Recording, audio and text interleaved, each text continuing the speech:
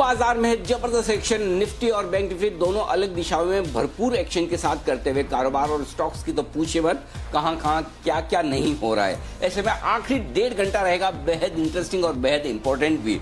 आइए करते हैं शुरुआत फाइनल ट्रेड की। आप सबका स्वागत है, नमस्कार, मैं हूं अनिल सिंह भी।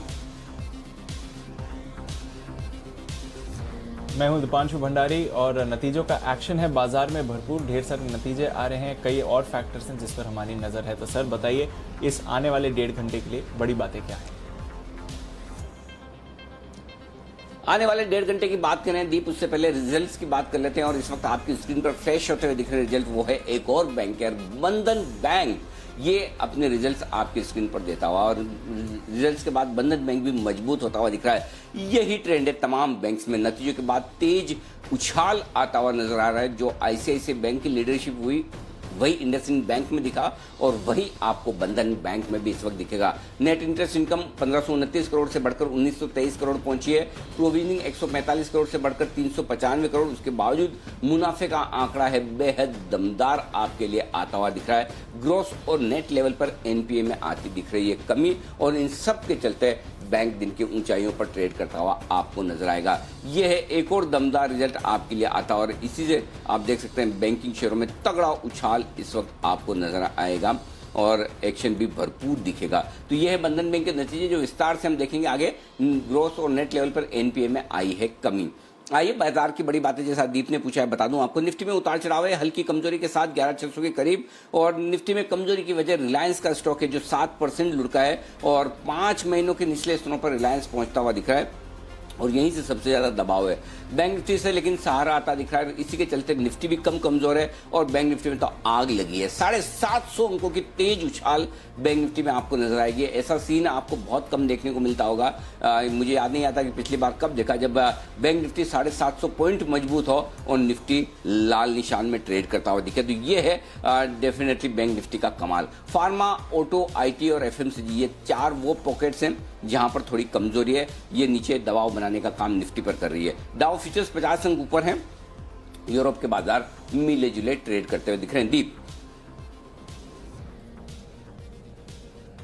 बिल्कुल अनिल जी, आज तो फाइनेंशियल स्टॉक्स में आग लगी हुई है सर। 800 पॉइंट ऊपर बैंक निफ्टी दिख रहा है। पता नहीं सर आखिरी बार ऐसा कब हुआ था। और रिलायंस 7.5% नीचे है। अगर रिलायंस 2 या 3% भी नीचे होता तो निफ्टी भी इस तेजी में पार्टिसिपेट कर रहा होता सर। पर क्या लग रहा है, अब 25,000 बैंक निफ्टी पर क्या एक बार फिर से इसकी होप लगा सकते हैं जो बाजार इंतजार कर रहा है? जी, सुबह हम बात कर रहे थे ग्लोबल वर्सेस लोकल, कि ग्लोबल मार्केट के मुकाबले में हमारे बाजार मजबूत रहेंगे, बेहतर रहेंगे, लेकिन हमारे बाजारों में भी निफ्टी वर्सेस बैंक निफ्टी दोपहर में ही हमें करना पड़ेगा। ये नहीं सोचा था कि निफ्टी के मुकाबले में बैंक निफ्टी इतना ज्यादा मजबूत होगा। ये संकेत तो थे आईसीआईसीआई बैंक के रिजल्ट के बाद कि इतनी दमदार तेजी होगी, लेकिन 2 एक्सट्रीम मूव आपकी स्क्रीन पर इस वक्त है। रिलायंस जो 5 महीनों के निचले स्तरों पर पहुंचता हुआ दिख रहा है, 7-8% की कमजोरी, बड़ी कमजोरी, और दूसरी तरफ बैंक निफ्टी जो फिर से उन हाइज की तरफ बढ़ रहा है। मैं आपको एक लेवल दे दूं 21 अक्टूबर का। 21 अक्टूबर यानी कि यहां से मुश्किल से 10 दिन पहले 24,823 का हाई बैंक निफ्टी ने बनाया है। उससे आप 125 पॉइंट दूर है, 100 पॉइंट दूर है। और क्लोजिंग बेसिस पर आपको जिस लेवल पर नजर रखनी है वो है 24,759 का। इन 2 लेवल पर नजर रखिए। ये आखिरी रुकावट वाले लेवल है बैंक निफ्टी के लिए। इन्हें पार करने के बाद आप बैंक निफ्टी को 25,232 तक जाते हुए देखेंगे। वो अगला टारगेट है 25,232 का, यानी कि यहां से लगभग 400 पॉइंट की और रिकवरी आपको आती हुई दिख सकती है, और मजबूती आती हुई दिख सकती है। जिस तरह से दमदार फेस्टिव सीजन में सेल्स आंकड़े आए हैं, जिस तरह से दमदार जीएसटी के नंबर्स आए हैं, उसको देखते हुए बैंकिंग शेयरों में जोश आता हुआ दिख रहा है। और साथ ही बैंक्स के रिजल्ट तो दमदार हैं, इसमें कोई डाउट नहीं। तो दीप पे ये सारे ट्रिगर्स हैं जो बैंक निफ्टी को मजबूत किए हुए हैं। आखिरी रुकावट लेवल के आसपास है, और इनको पार करने के बाद और मजबूती बढ़ेगी। आइए बढ़ते हैं आगे मजबूती से, और बसीन साहब हमारे साथ कार्यक्रम में हो चुके हैं शामिल। आइए उनसे लेते हैं उनकी बेहतरीन पिक्स और साथ ही अपडेट्स भी बिल्कुल के साथ करते हैं उनका स्वागत।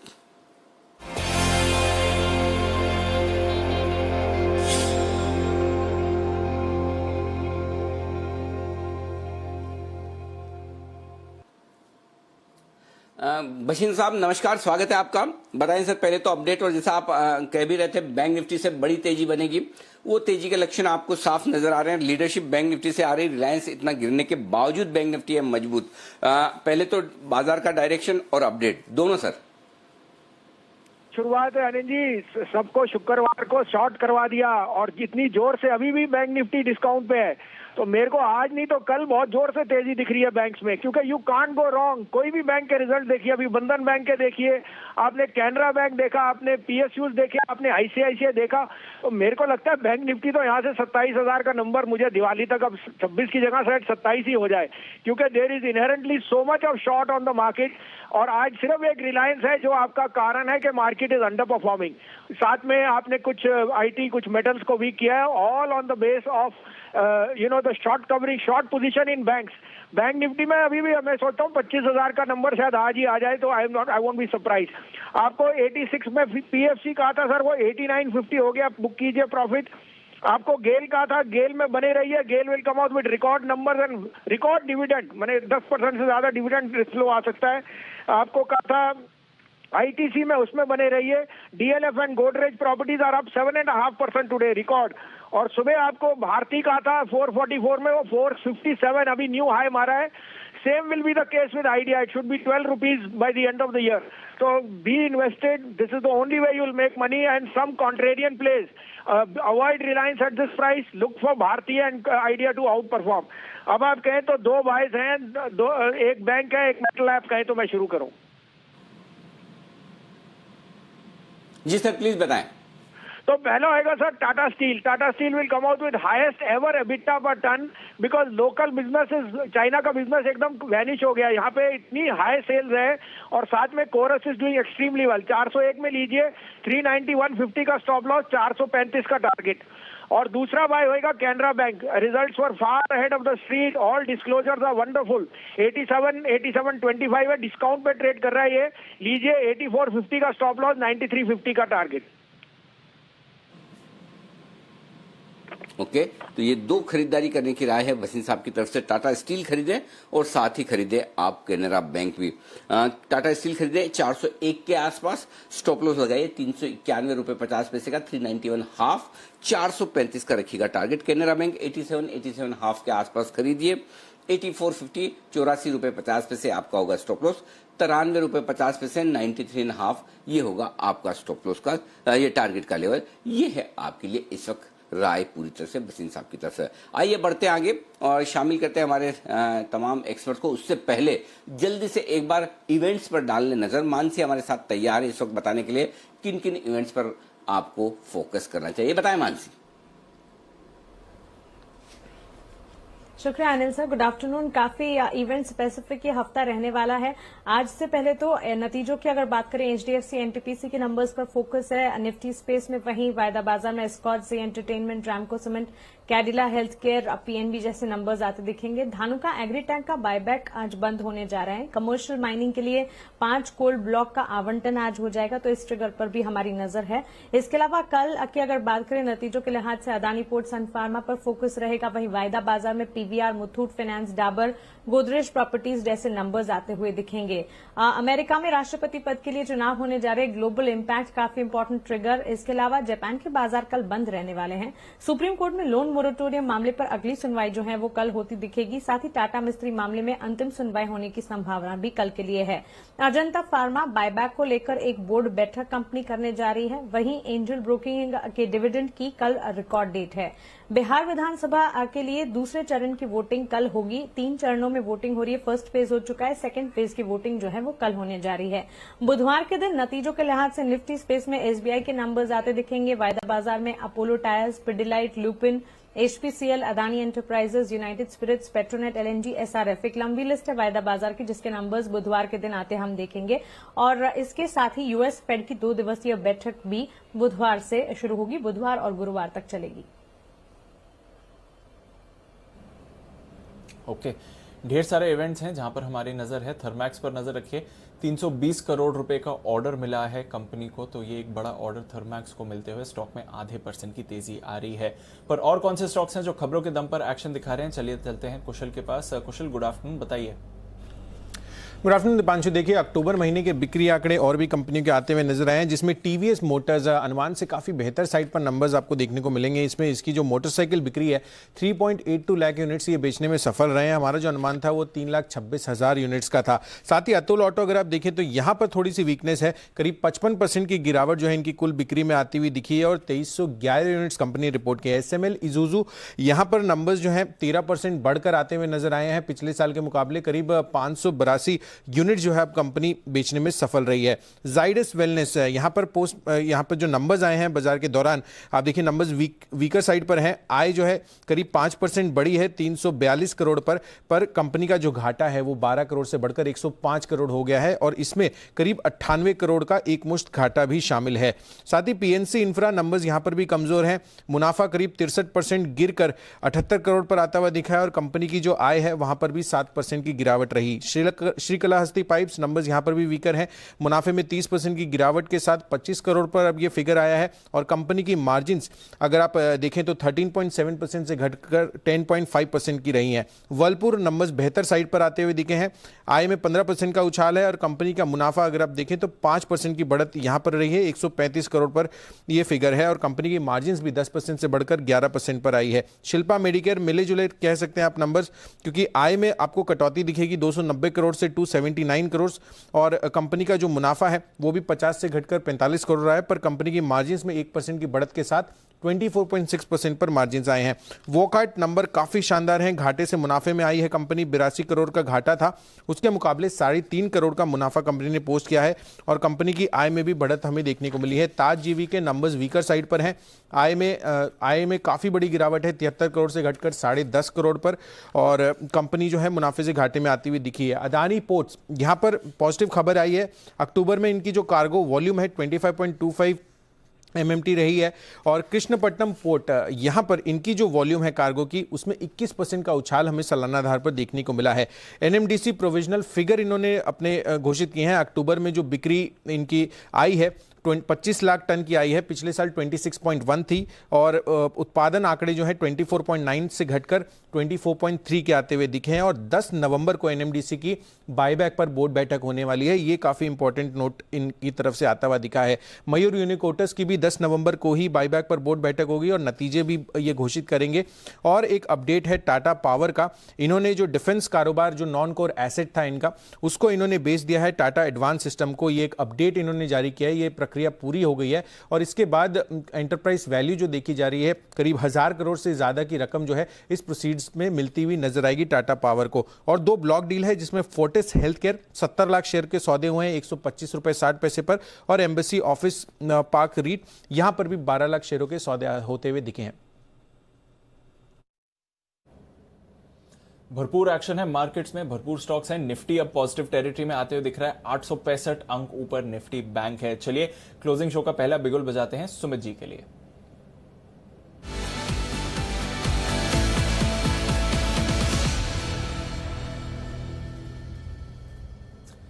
गुड आफ्टरनून सुमित जी, बताइए सर। Good afternoon Deepanshu. सबसे पहले तो एक सुबह वाला अपडेट, एक्सिस बैंक सुबह के शो में बाई दिया था और आप स्टॉक देखिए क्या क्लास मूव दिखा रहा है, 5%।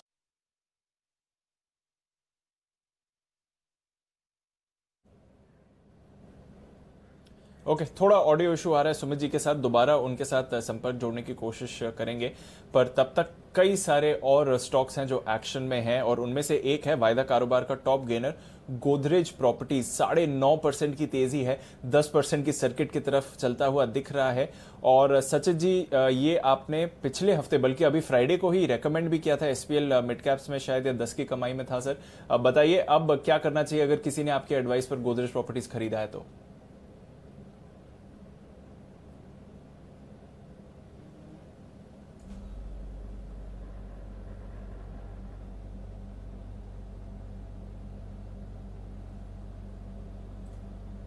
ओके, सचित जी के साथ भी थोड़ा ऑडियो संपर्क करने में प्रॉब्लम आ रही है, उनके साथ भी जुड़ने की कोशिश करते हैं।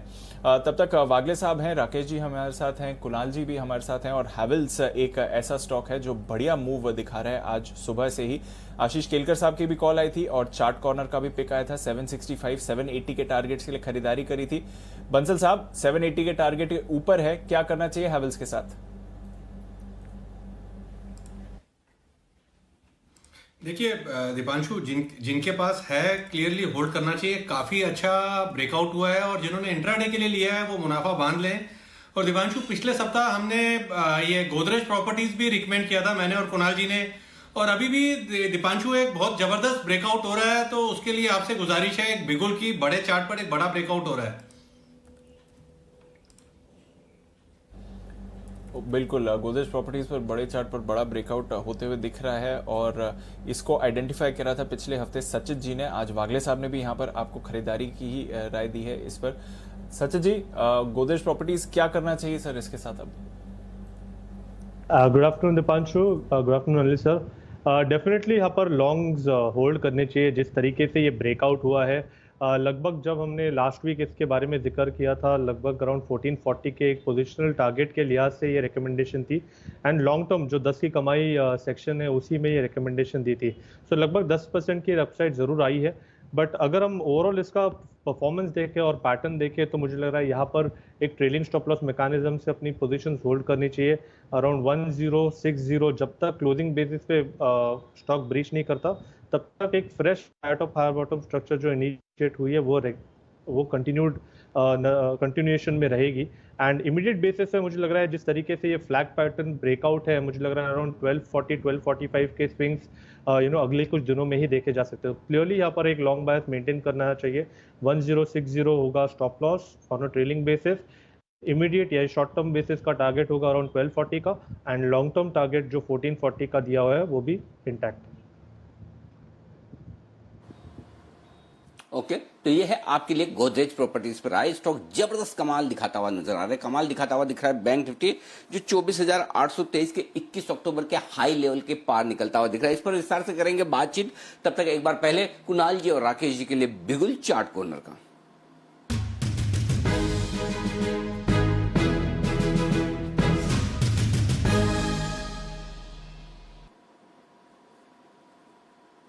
बताएं सर। अनिल जी, एक तो आपसे विनती है, कॉल के बाद दोबारा आइएगा, कुछ कहना है। As of now Anil ji, बड़े चार्ट पर एक बड़ा ब्रेकआउट हो रहा है और ब्रेकआउट हो रहा है बैंक ऑफ बड़ौदा पर। अनिल जी, ब्रेकआउट इतना बड़ा है कि अगर ये डेड कैट बाउंस भी है तो बाउंस में भी लेने वाले के मतलब कि काफी मजा आएगा, काफी अच्छा गेन देखने को मिलेगा। हर पैरामीटर को पूरा कर रहा है, ब्रेकआउट है, पॉजिटिव क्रॉसओवर है, लीडिंग और लैगिंग इंडिकेटर्स पर मिस नहीं करना चाहिए। ओवर टू कुणाल जी। अनिल जी, बहुत ही दमदार ब्रेकआउट आता हुआ नजर आ रहा है और अब सारे बैंक्स के स्टॉक्स के दिन फिरते हुए नजर आ रहे हैं। और अनिल जी, इस स्टॉक में 43 रुपए 50 पैसे पर एक रेजिस्टेंस थी जिससे कई दिनों से ये स्टॉक संघर्ष कर रहा था। आज के ट्रेड में हम देख रहे हैं 43 हाफ का लेवल टूटा है। ये स्टॉक अब कम से कम 52-53 रुपए के लेवल्स आपको दिखा सकता है, जो परसेंटेज टर्म्स में बहुत बड़ा मूव होगा। तो यहां पर बाय करें, छोटा सा स्टॉप लॉस रख लें ब्रेकआउट लेवल पर, यानी कि 43 रुपए 50 पैसे पर 43 हाफ पर स्टॉप लॉस रखना है। पहला टारगेट 48 रुपए 80 पैसे का 48.80 का, दूसरा टारगेट 50 रुपए का। तो 50 रुपीस के टारगेट के लिए बाय करें मौजूदा स्तरों पर बैंक ऑफ बड़ौदा। ओके, तो ये है आपके लिए बैंक ऑफ बड़ौदा में खरीदारी करने की राय कुणाल जी और राकेश जी की तरफ से आती हुई दिख रही। तो ये है स्टॉक दमदार प्रदर्शन करने के लिए तैयार। और सुबह ही आपको सुमित जी कह भी रहे थे कि अब सरकारी बैंकों के भी चलने की बारी आती हुई दिख रही है और ये स्टॉक भी प्रदर्शन करेंगे दमदार। तो वो एक्शन शुरू हो चुका है सरकारी बैंकों में भी।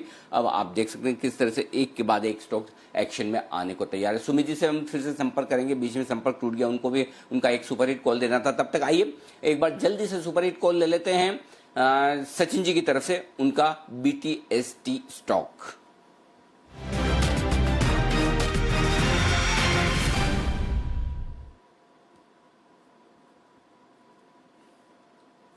बताएं सर, सचिन जी। अनिल जी, यहाँ पर खरीदारी करनी है कैश में LIC हाउसिंग फाइनेंस। जिस तरीके से इसका स्ट्रक्चर है, यहाँ पर एक inverse head and shoulder pattern formation stages में है, जिसकी नेकलाइन लगभग अराउंड 310 के आसपास होती है। सो मुझे लग रहा है कि ये जल्दी इस पर्टिकुलर नेकलाइन को इस पर्टिकुलर स्टॉक ब्रेक कर देगा और एक 360 तक की एक पोजिशनल रैली इस पर्टिकुलर स्टॉक में देखी जा सकती है। बट इमीडिएट बेसिस पे जिस तरीके से ये रिबाउंड हुआ है आज के सत्र में, जिस तरीके से IV शूट हुआ है, मुझे लग रहा है यहाँ पर अक्यूमुलेट करना चाहिए काउंटर। 290 का स्टॉप लॉस लगाना चाहिए on a closing basis. Immediate basis में मेरी एक्सपेक्टेशन है अराउंड 314 तक की, एंड पोजिशनली मुझे लग रहा है अराउंड 345 350 इस पर्टिकुलर लेवल्स में भी स्विंग कर सकता है काउंटर। सो मुझे लग रहा है एक अच्छे बेस से रिवाइव हुआ है, तो अगर इस पर्टिकुलर पोजीशन को हम 1 से 2 हफ्ते के लिए भी मेंटेन करें तो भी एक अच्छा मुनाफा हो सकता है। सो 290 के स्टॉप लॉस के साथ अक्यूमुलेट करना है LIC हाउसिंग फाइनेंस को। 314 का होगा एक शॉर्ट टर्म या इमीडिएट टारगेट, एंड 345 का होगा एक पोजिशनल टारगेट।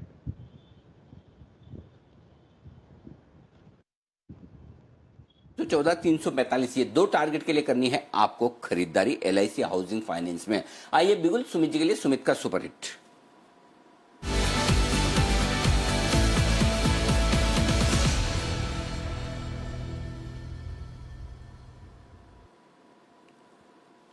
बताएं सुमित जी। जी गुड आफ्टरनून। एक तो माफी चाहूंगा, कुछ फॉल्ट की वजह से, टेक्निकल फॉल्ट की वजह से बीच में लाइन कट गया, तो वापस से फोन पे कनेक्ट हुए हैं। तो एक अपडेट दे रहा था कि सुबह हमने Axis bank, Canara bank buy पे दिए थे और स्टॉक्स देखिए क्या क्लास मूव दिए। और अब जो स्टॉक अनिल जी रडार पे आया है वो है हाउसिंग फाइनेंस स्पेस का LIC housing finance. LIC housing finance में ब्रेकआउट है। LIC हाउसिंग फाइनेंस यहाँ से आने को तैयार है।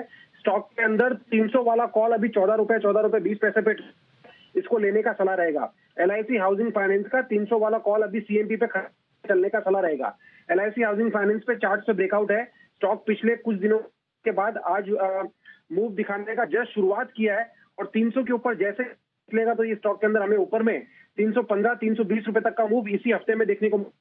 इसके लिए LIC हाउसिंग फाइनेंस का 300 वाला कॉल अभी CMP पे खरीदारी करके चलने का सलाह।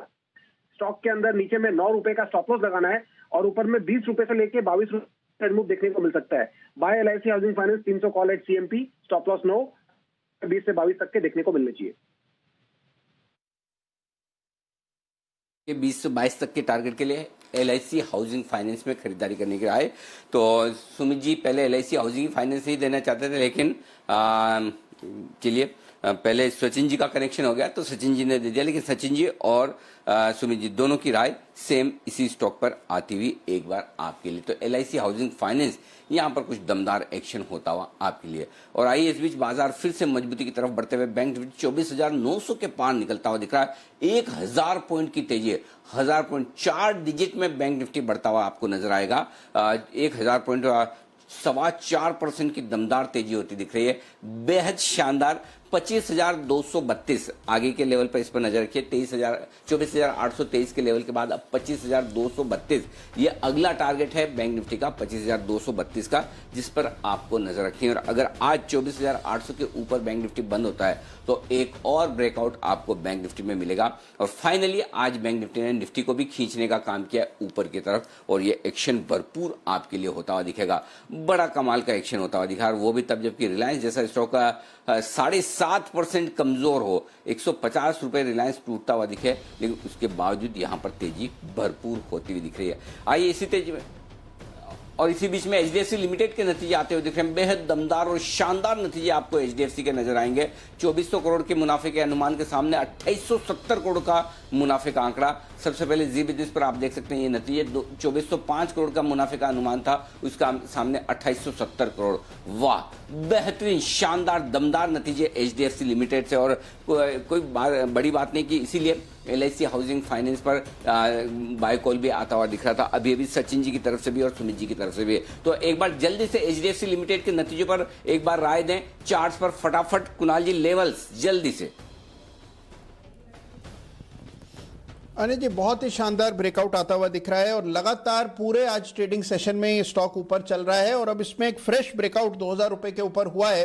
तो मुझे अनिल जी लगता है कि 2030-2035 के लेवल सभी आपको इंट्राडे में देखने को मिल सकते हैं। तो 2035 तक की चाल बनेगी। 2000 के नीचे एक स्टॉप लॉस रख करके ट्रेड किया जा सकता है, और इससे भी बेहतर ट्रेड यह है कि इसको पोजिशनल बेसिस पर रखा जाए तो मुझे लगता है कि 2070-2075 तक के लेवल्स भी देखने को मिलेंगे। स्ट्रक्चर बहुत शानदार है, लॉन्ग पोजिशंस को होल्ड करने ओके, लॉन्ग पोजीशन को होल्ड करें, तेजी की पोजीशन को होल्ड करें। 85 रुपए की बड़ी मजबूती HDFC लिमिटेड में बनती हुई दिख रही है। तो ये दमदार प्रदर्शन HDFC की तरफ से आता हुआ दिख रहा है। शानदार खरीदारी यहां पर होती हुई आपको नजर आएगी। जो कुछ भी एक्शन हो रहा है इन हाउसिंग फाइनेंस कंपनी में एनबीएफसी पर। एक बार जल्दी से आशु सर से बात करते हैं। आशु सर भी हमारे साथ जुड़ चुके हैं। आशु सर बताएं, आपकी क्या राय है जिस तरह के नतीजे आ रहे हैं, आईसीआईसीआई बैंक, अब एचडीएफसी बैंक, क्या बैंक्स एनबीएफसी अभी भी लीड करेंगे यहां से? अनिल जी बिल्कुल करेंगे। एनबीएफसी का तो नहीं इतना कह सकते, बट बैंक जरूर करेंगे। और अनिल जी एक और चीज बताता हूं, अभी जो आपने कवर की, जब तक रिलायंस नीचे रहेगा, रिलायंस का बॉटम जब तक नहीं बनेगा, तब तक अनिल जी आप देखना बैंकिंग फ्लेवर बिल्कुल ऑन रहेगा और चलता रहेगा। तो ये जो सारा का सारा जो रिलायंस का ड्रॉप है, ये मिटिगेट करेगा बैंक या बैंक निफ्टी, और ये फिनोमिना अभी कुछ टाइम तक और देख सकते हैं। और अनिल जी आईसीआईसीआई बैंक जो है उसमें तो रिजल्ट के बाद अनिल जी सबका सब अब्जॉर्ब हो गया, और इतने अच्छे रिजल्ट आने के बाद मतलब अब नया भाव बनने को तैयार हो रहा है। तो मुझे लगता है कि आईसीआईसीआई बैंक तो किसी भाव पे अब लेना ही चाहिए, और ऊपर की तरफ ही बिल्कुल आईसीआईसीआई जाएगा। और अगर किसी को पेयर ट्रेड भी बनाना है अनिल जी, हमने लास्ट परसों आईसीआईसीआई प्रू में एक सेल कॉल दी थी, वो उसी अराउंड ही चल रहा है, थोड़ा सा नीचे गया था, इंस्पाइट ऑफ मार्केट ऊपर है। तो ICICI bank ICICI Pru short करने का भी ट्रेड बिल्कुल कर सकते हैं। और अनिल जी पीएसयू बैंक्स में एसबीआई में भी दोबारा एक मूव दिख रही है। आज हमने सुबह 192 पे इंट्राडे टारगेट के लिए 198 के लिए दिया था, जो कि ऑलमोस्ट हो गया है। तो इसलिए मैं दोबारा नया कॉल नहीं देना चाहता, बट ओवरऑल जो मार्केट का थीम है अनिल जी उसके लिए बता रहा हूं कि वो अभी भी पॉजिटिव रहेगा। और एसबीआई फिर वही जो अपना 205 के करीब जाता है हर बार एक्सपायरी के बिगनिंग में, वो फिर एक वो अटेम्प्ट कर सकता है और वहां भी जा सकता है। और अनिल जी जहां तक ये लंदन लॉकडाउन या कोविड की बात है, Anil ji Covid is now मुझे लगता है कि बिहाइंड अस।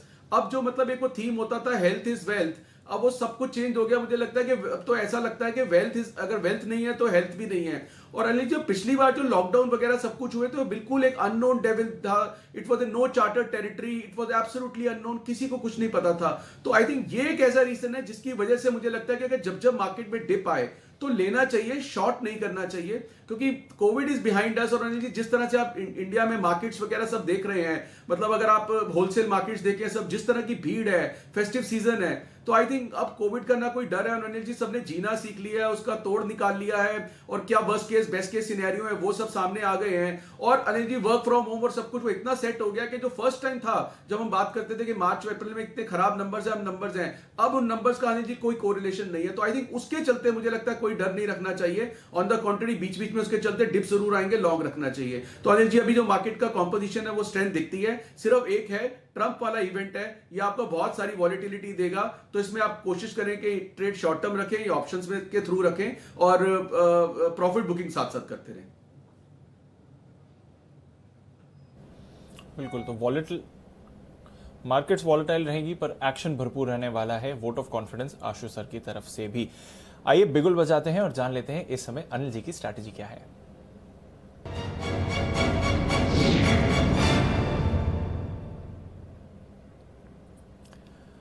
अनिल जी भारतीय बाजार का कॉन्फिडेंस अब थोड़ा ग्लोबली भी फैलते हुए दिख रहा है सर। डाउ फ्यूचर्स पर नजर डालिए, 150 अंकों की तेजी आपको आती हुई दिखेगी। यही डाउ फ्यूचर्स जब आज सुबह हम तैयारी कर रहे थे तो 200 पॉइंट्स नीचे थे, फिर रिकवर भी हुए थे, अब 150 पॉइंट ऊपर डाउ फ्यूचर्स दिख रहे हैं सर। नैस्डैक फ्यूचर्स यहां पर आधे % से ज्यादा बल्कि 0.5% की खरीदारी दिख रही है। यूरोप यहां पर थोड़ी सुस्ती है सर, बट फ्रांस के बाजार पॉजिटिव हो गए, और यूके और जर्मनी भी अब पॉजिटिव हो गया, आधा % ऊपर जर्मनी भी है, और यूके भी धीरे धीरे पॉजिटिव टेरिटरी पर जा रहा है, तो वहां पर भी अच्छी रिकवरी आई है। और शंघाई आज फ्लैट क्लोज हुआ, बट बाकी एशिया के बाजार अच्छी तेजी में थे। हांगकांग 1.5% ऊपर, जापान भी 1.5% ऊपर। तो बताएं सर क्या करके जाना चाहिए अब क्या करना चाहिए इस समय, क्योंकि अब तो निफ्टी भी पॉजिटिव हो गया है, 11,700 के ऊपर है। जी हाँ दीप, देखिए हम निफ्टी एक्स रिलायंस अगर आप निफ्टी देखें तो वाकई में मतलब निफ्टी में भी आग लगी हुई है, लेकिन चूंकि ठीक है अभी बैंकिंग शेयरों से बढ़िया तेजी हो रही है। पहले मैं आपको डेटा बता दूं, पहले बैंक निफ्टी के डेटा ही बताता हूं आपको और उसके बाद निफ्टी के डेटा पे आता हूं। दीप पहली चीज तो है कि 25,232 ये अगला टारगेट है। 24,800 के पार होते ही 24,823 के ऊपर हम यही कह रहे थे कि 25,232 ये अगला तुरंत वाला टारगेट है, और इसके बाद के टारगेट्स और आगे बनेंगे। क्यों? 24,500 पार होते ही बैंक निफ्टी में 19 लाख शेयर अब कॉल राइटर्स शॉर्ट हो चुके हैं 24,500 के ऊपर, और आप हैं 25,000 पर। 25,000 पार होते ही दीप 32 लाख शेयर आपके बैंक निफ्टी में कॉल राइटर्स हो जाएंगे। तो आप देखिए highest open interest bank Nifty का वीकली सीरीज में है 24,500 पर, ठीक है ना। 24,500 पर हाईएस्ट ओपन इंटरेस्ट है 7 लाख शेयरों का, उससे भी आप पार निकल गए, 25,000 आ गए।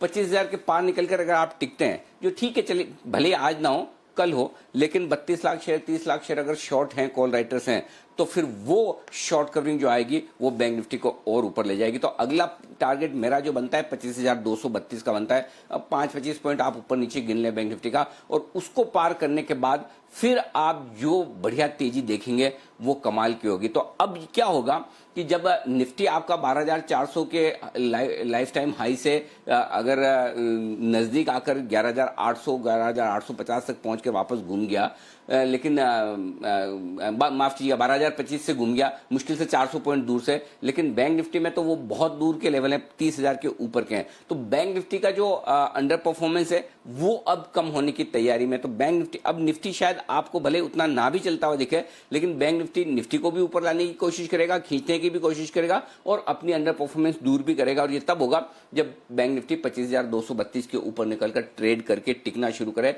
ये 28 या 31 अगस्त के आसपास का हाई बनाया था मार्च के बाद का 25,232, बैंक निफ्टी एग्जैक्टली वहां पर पहुंचने की कोशिश कर रहा है, और वो पहुंचने के बाद और बढ़िया तेजी बनेगी। अदरवाइज एक बार की 25,200 के आसपास रुकेगा, वहां से देखेंगे कि अमेरिका से स्ट्रेंथ मिलती है या नहीं मिलती है। अगर मिली तो फिर 25,200 पार करके टिकेंगे, तो फिर उसके बाद 1,500-2 हजार पॉइंट की तेजी बैंक निफ्टी में आगे चलते हुए और बनेगी, वो बात की बात है। डेटा क्या कह रहे हैं बैंक निफ्टी के वो मैंने बता दिया।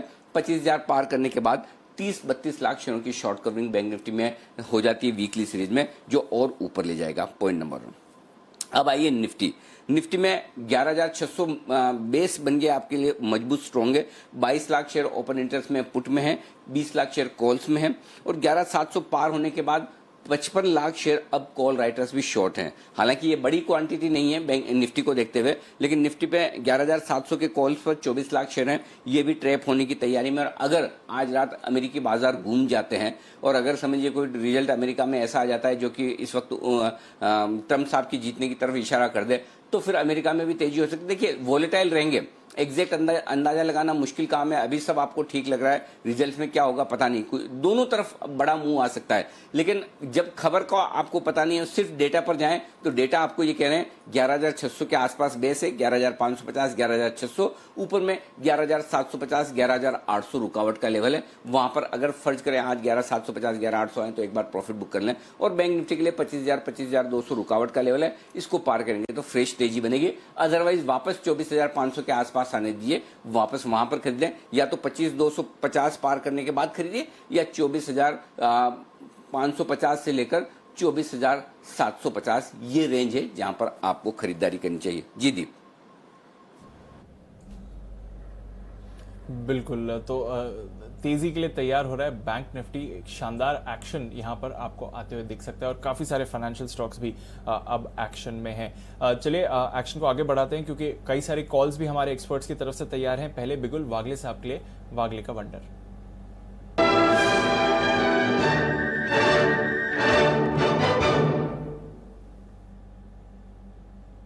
बताएं सर। दीपांशु, बैंकिंग स्पेस में वॉच करना चाहिए। कोटक बैंक अभी अभी निकल रहा है 1587 1588 का भाव है, यहाँ से यहाँ पर ले 1583 तक बाय करे, ऐड करे। 1572 का मेरा स्टॉप लॉस होगा, 1615 1620 का टारगेट होगा, और ये 1600 के पार निकल के अगर होल्ड करता है तो पोजिशनली मुझे इसमें 50 से 60 रुपए की 1 से 2 दिनों में मूव दिखती है। कोटक महिंद्रा बैंक, एक एक करके सारे दिग्गज फाइनेंशियल नेम्स आपको अच्छी मूव दिखा सकते हैं। बिगुल सचित जी के लिए BTSTT।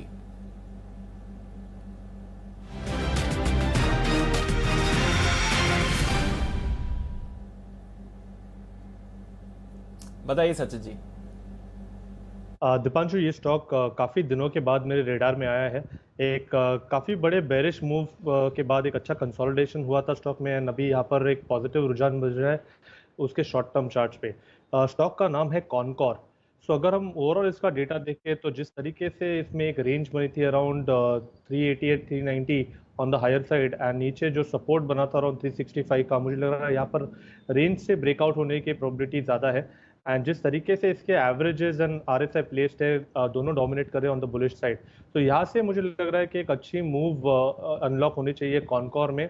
इमीडिएट बेसिस पे स्टॉक मुझे लग रहा है अराउंड 396 से लेके 398 के स्विंग्स दिखाना चाहिए इंट्राडे में, बट पोजिशनली ये पर्टिकुलर स्टॉक होल्ड करना चाहिए 415 इस टारगेट के लिए। स्टॉप लॉस आपको लगाना है अराउंड 388 के आसपास। ये कॉल मैंने जब आइडेंटिफाई किया था, इसके भाव थे अराउंड 392 के आसपास फ्यूचर्स में, तो 4 रुपए के स्टॉप लॉस के साथ ये पोजीशन आपको मेंटेन करनी है ऑन अ क्लोजिंग बेसिस 410 के टारगेट के लिए। तो यह है आपके लिए कौन कौन में खरीदारी करने की राय सचिन जी की तरफ से आती हुई दिख रही है। आइए अब शेट्टी साहब भी थोड़ी देर में कार्यक्रम में होने वाले हैं शामिल। तब तक एक बिगुल कुणाल जी, राकेश जी शायद तैयार है। कुणाल जी आपके लिए बिगुल। जी अनिल जी, जी अनिल जी, बिल्कुल चार्ट कॉर्नर का बिगुल कुणाल जी और राकेश जी के लिए।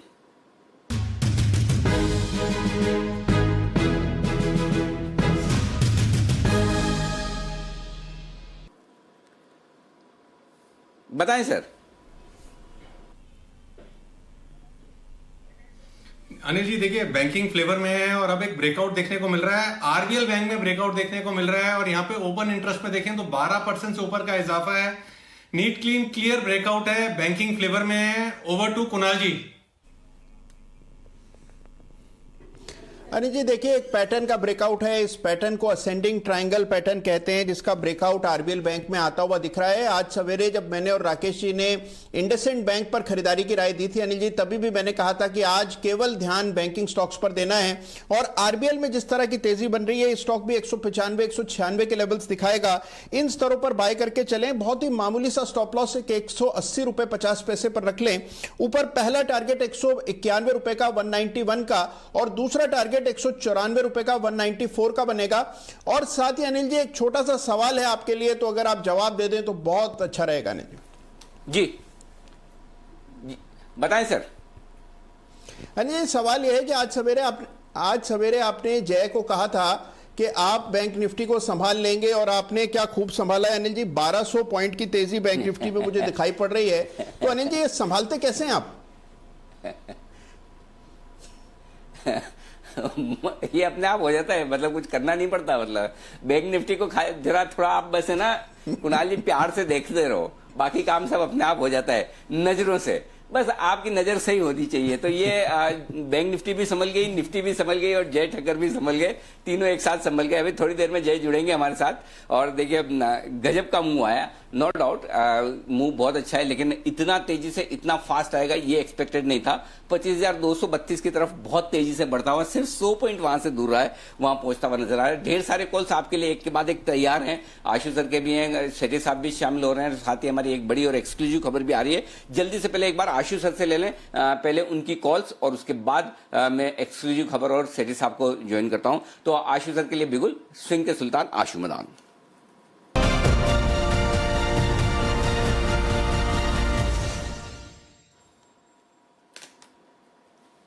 आशु जी पहले तो आपको बधाई देना चाहता हूं। मैंने आपकी चुटकी भी ली और मैंने कहा भी कि इस बार आपने तेजी कैसे मिस कर दी, और आप मजबूत रहे, डगमगाए नहीं, हिले नहीं। और वाकई में बाजार जिस तरह से घुमा रहा, आपने कहा भी स्टॉक्स पे गुस्सा निकालना है निकालिए, इंडेक्स पे मत निकालिए, बहुत परफेक्ट रहा। बताएं सर अब क्या करना है? नहीं अनिल जी, मैं आपका पहले इस बात का जवाब दे दूं। अनिल जी एक्चुअली क्या होता है कि वो 1-2 दिन और 100-200 पॉइंट आपके जो लॉजिक को डिफाई कर जाते हैं। और अनिल जी एक बार नहीं, मैंने 2 बार कहा। जो पिछले दिनों में भी एक बार मार्केट घटा था लास्ट एक्सपायरी में, तब भी मतलब था कि हमने बुल स्प्रेड ही बनाया था। अनिल जी वो कन्विक्शन नहीं आ रही है शॉर्ट में। जब तक वो डेटा और वो कन्विक्शन आसपास नजर नहीं आएगी ना, तो अननेसेसरली शॉर्ट नहीं करना। तो अनिल जी वही रीजन था। तो अभी भी इसलिए कोई ऐसा मन नहीं था पिछले 2 दिन में भी उस फॉल के अंदर। अनिल जी लेना है फेडरल बैंक। नॉर्मली आपको पता है इस स्टॉक में मैं हमेशा कहता हूं कि रेंज है। अनिल जी अब ये लोअर रेंज पे है, और मुझे लगता है कि जब ये बार बार 57 जाता है तो इस बार क्यों नहीं जाएगा 57, इसका कोई ऐसा रीजन नहीं है। तो वो भी इसमें एक्सपर्ट आया, देखा गया है। तो अनिल जी 52 का भाव है, 50 रुपए के स्टॉप लॉस से फेडरल बैंक में बाय करना है, और टारगेट है 55 से 57 रुपए का। अनिल जी ये जितना मर्जी कर लो, मतलब 50 पे मुझे बेचना नहीं है, और 57 के ऊपर जितना मर्जी अच्छा लगे मुझे लेना नहीं है। तो अनिल जी इसमें लेने का कारण यही है कि लेकिन इस बैंक में फंडामेंटल स्ट्रेंथ है। अगर बाकी बैंकिंग स्टॉक्स परफॉर्म करते हैं तो आगे पीछे करके जरूर ये करेगा। I think time has come for federal bank also वो जो एक अनिल जी जो एक्सपायरी में एक भी मूव देता है। पर अनिल जी मेरा कैविएट है, अभी भी टॉप अच्छे बैंक्स के साथ बने रहिए। आईसीआईसीआई जिस तरह से ग्रैप अप ओपनिंग हुआ है, लोगों ने कहा कि निकल गया और बढ़ गया या 2-4 रुपए में निकल जाए या और ऊपर जा सकता है, तो अच्छे बैंक्स के साथ लंबे बने रहे और जो दूसरे बैंक्स हैं उनमें ट्रेडिंग करें, क्योंकि अनिल जी वो पहले 5-7 दिन में अगर आप निकल गए तो निकल गए, नहीं तो फिर वो फंसा देंगे। बट अनिल जी एक फेडरल बैंक और एक अनिल जी एक और कॉल है, अगर आप वो कहें तो मैं वो भी शेयर कर दूं। मैं 1 मिनट, आपका फेडरल बैंक पे कॉल है, फेडरल बैंक पे सुमित जी का भी कॉल है, तो मैं सुमित जी को पहले जोड़ लेता हूं। सुमित जी बताएं। अनिल जी कोइंसिडेंस है, मेरा भी फेडरल बैंक पे बाय कॉल है। फेडरल बैंक जस्ट अभी ब्रेकआउट दिखा रहा है और अभी कल का हाई ब्रेक करके ऊपर की तरफ आ चुका है, और जिस तरह से बैंक निफ्टी में रैली देखने को मिल रही है, एक एक करके सब बैंकिंग स्टॉक चलेंगे। 25,000 के ऊपर बैंक निफ्टी आया है, ये रैली तो बड़ी मिलने वाली है। तो फेडरल बैंक के अंदर सीएमपी पे खरीदारी करे, 55 रुपए से लेके 58 रुपए तक का अपसाइड मूव फेडरल बैंक में देखने को मिल सकता है। 52 रुपए वाला कॉल 3 रुपए 5 पैसे पे ट्रेड हो रहा है, इसको भी लेके काम कर सकते हैं। 1 रुपया नीचे का इसके अंदर स्टॉप लॉस लगाएं। ऊपर में 4.5 रुपए से लेके 6 रुपए तक का मूव फेडरल बैंक के 52 के कॉल के अंदर देखने को मिल सकता है। बहुत स्ट्रॉन्ग रिवर्सल है। 55 से 58 रुपए तक के मूव के लिए फेडरल बैंक में खरीदारी करके चलना चाहिए। ओके, तो ये है आपके लिए राय इस वक्त आती हुई फेडरल बैंक पर, आपके लिए आशु जी की तरफ से भी और सुमित जी की तरफ से भी। आगे बढ़े जल्दी से, एक बार फटाफट आज की एक बड़ी और एक्सक्लूसिव खबर की तरफ फोकस करते हैं। चेतन भूटानी हमारे साथ जुड़ चुके हैं, हमारे संवाददाता। चेतन बताइए, क्या है बड़ी और एक्सक्लूसिव खबर आपके पास? सर, ऑटो सेक्टर के लिए बहुत बड़ी खबर यहाँ पे आते हुए जो मेरे गवर्नमेंट सोर्सेज मुझे बता रहे हैं इस टाइम पे, आज शाम को ऑटो इंडस्ट्री और road transport and highways minister Nitin Gadkari की एक बहुत अहम बैठक होने वाली है, जिसमें road transport minister Nitin Gadkari और ऑटो इंडस्ट्री के और श्याम की नई वजीर के नीचे आयोकावा भी प्रेजेंट रहेंगे। उसमें ये डिस्कशन होगा 3 से 4 अहम मुद्दों पर, जो हमारे सोर्सेज हमको बता रहे हैं। पहला कि जो श्याम जो है वो ऑटो इंडस्ट्री का अपडेट नितिन गडकरी को देंगे कि क्या क्या परफॉर्मेंस रहा है और कोविड से क्या क्या इम्पैक्ट सब्सिक्वेंट हुआ है, क्योंकि आजकल में मीटिंग थोड़ी फिजिकल मीटिंग थोड़ी मुश्किल है, लेकिन ये बहुत टाइम बाद एक पहली मीटिंग फिजिकली बुलाई गई है इस बार मिलने के लिए, या फिर वर्चुअल मीटिंग होगी, इसकी भी क्लैरिटी लेना भी बाकी है। लेकिन जो पहला मुद्दा है वो है इंडस्ट्रियल अपडेट। दूसरा मुद्दा है बहुत इंपॉर्टेंट, वो है स्क्रैपेज पॉलिसी। जी हाँ, कमर्शियल व्हीकल्स के लिए जो सबसे इंपॉर्टेंट स्क्रैपेज पॉलिसी है वो भी आज डिस्कशन होगी। इंडस्ट्री डेफिनेटली डिमांड करेगी कि स्क्रैपेज पॉलिसी जल्द से जल्द लाई जाए, और जो भी उसके इश्यूज वर्कआउट करने हैं जैसे इंसेंटिव्स हैं वो भी आज वर्कआउट हो सकते हैं। तीसरी चीज, Nitin Gadkari definitely auto industry को ये बढ़ावा देंगे कि ऑल्टरनेट फ्यूल्स और फ्लेक्स फ्यूल्स पे भी इंडस्ट्री को काम करना चाहिए। और चौथी चीज जो हमारे सोर्सेज बता रहे हैं वो भारत सरकार नए बस स्टैंडर्ड्स लेके आ रही है जो दोबारा कमर्शियल व्हीकल्स के लिए बहुत इंपॉर्टेंट रहेगी, तो उस पर भी काफी चर्चा होने की उम्मीद है। तो 3 से 4 अहम मुद्दे हैं, लेकिन सबसे बड़ा मुद्दा जो है वो है ऑफकोर्स ऑटो इंडस्ट्री की परफॉर्मेंस, और दूसरा स्क्रैपेज पॉलिसी जो कि कमर्शियल व्हीकल्स और पैसेंजर व्हीकल्स के लिए सबसे इंपॉर्टेंट रहने वाली है। डेफिनेटली इन डोमेस्टिक कंपनीज को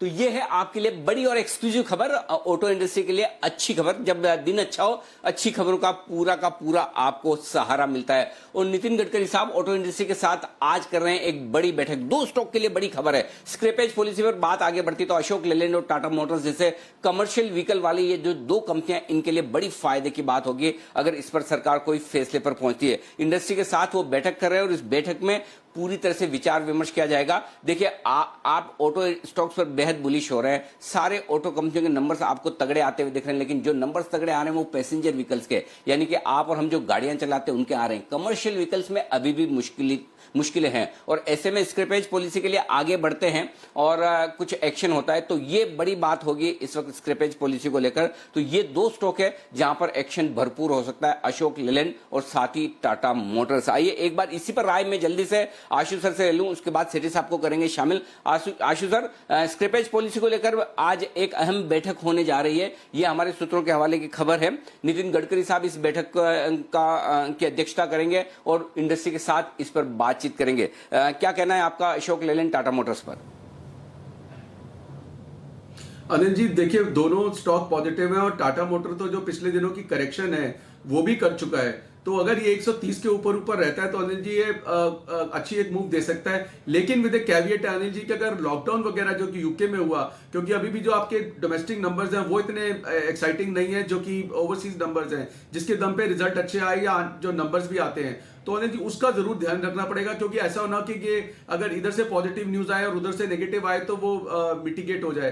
तो अभी भी थोड़ा सबड्यूड है, बट बाइस डेफिनेटली पॉजिटिव अनिल जी। अशोक लेलैंड में तो मतलब टाटा मोटर से भी ज्यादा अच्छा लगता है वो इस वक्त।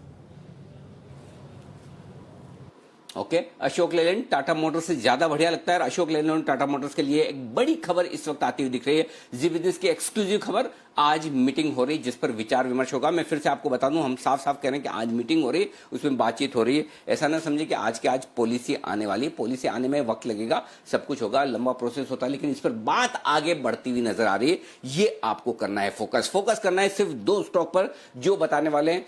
2 स्टॉक, मैंने तो अंदाज से बोल दिया 2 स्टॉक। अब ठीक है, सेठी साहब का 1 है या 2 है पता नहीं, लेकिन दबाव बनाएंगे। अगर 1 स्टॉक होगा तो 2 लेने की कोशिश करेंगे, 2 होंगे तो बहुत ही बढ़िया। हमने जो बोला वही हुआ, हम कह देंगे। आइए सेठी साहब का करते हैं स्वागत। सेठी साहब की शॉर्ट टर्म पिक्स।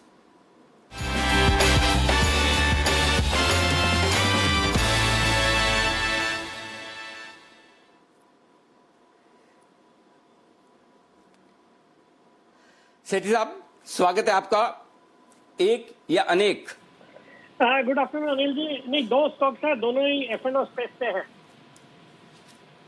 वाह, क्या बात है, बताइए सर, करें शुरुआत। बिल्कुल अनिल जी, देखिए आज तो नो प्राइजेस फॉर गेसिंग कि जो दोनों स्टॉक्स रहेंगे वो bank, NBFC, housing finance company इसी सेक्टर से होंगे। तो जो पहला स्टॉक है वो है HDFC लाइफ इंश्योरेंस। स्टॉक का नवंबर फ्यूचर्स में खरीदारी करने की सलाह है। 593 का करंट प्राइस है। मुझे लगता है जिस तरह की तेजी बाकी भी जो फाइनेंस से रिलेटेड स्टॉक्स है इनमें बनी हुई और एक अच्छी पेडिग्री की कंपनी है, हाल ही में नतीजे बेहद ही शानदार थे। मुझे लगता है इस स्टॉक को करंट लेवल्स पे खरीदना चाहिए। मेरा इसमें बहुत ही शॉर्ट टर्म में 610 रुपए का टारगेट है। स्टॉप लॉस रहेगा 585 का।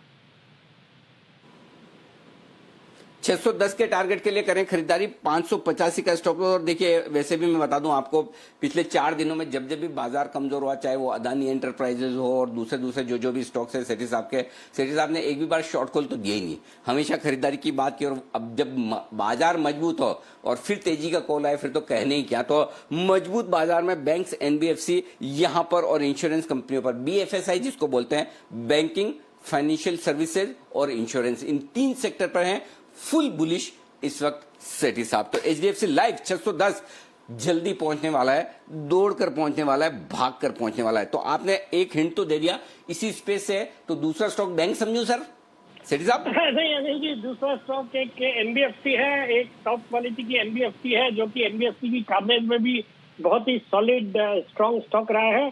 स्टॉक का नाम है मनप्पुरम फाइनेंस, जो गोल्ड फाइनेंसिंग के कारोबार में है। स्टॉक का अभी प्राइस है 159 का नवंबर फ्यूचर्स का। इस स्टॉक पे भी मुझे लगता है करंट लेवल्स पे बिल्कुल खरीदारी करनी चाहिए। बहुत ही शॉर्ट टर्म का टारगेट है 167 का, स्टॉप लॉस रहेगा 153 का। और ये जो दोनों स्टॉक है, दोनों आज जो सेक्टर फोकस में है, जहाँ पे बिल्कुल तेजी बनी हुई है, जैसे बैंक्स है, NBFC, हाउसिंग फाइनेंस कंपनीज, सब में तेजी है। मुझे लगता है दोनों स्टॉक्स अच्छा करेंगे।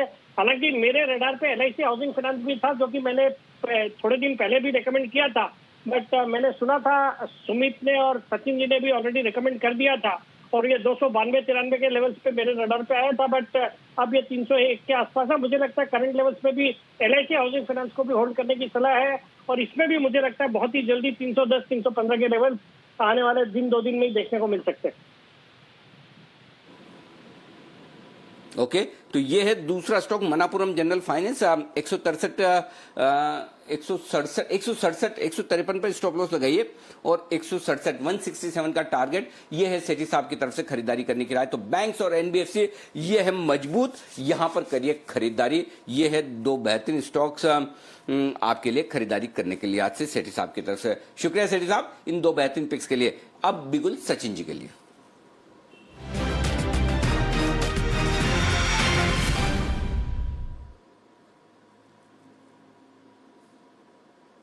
बताएं सर।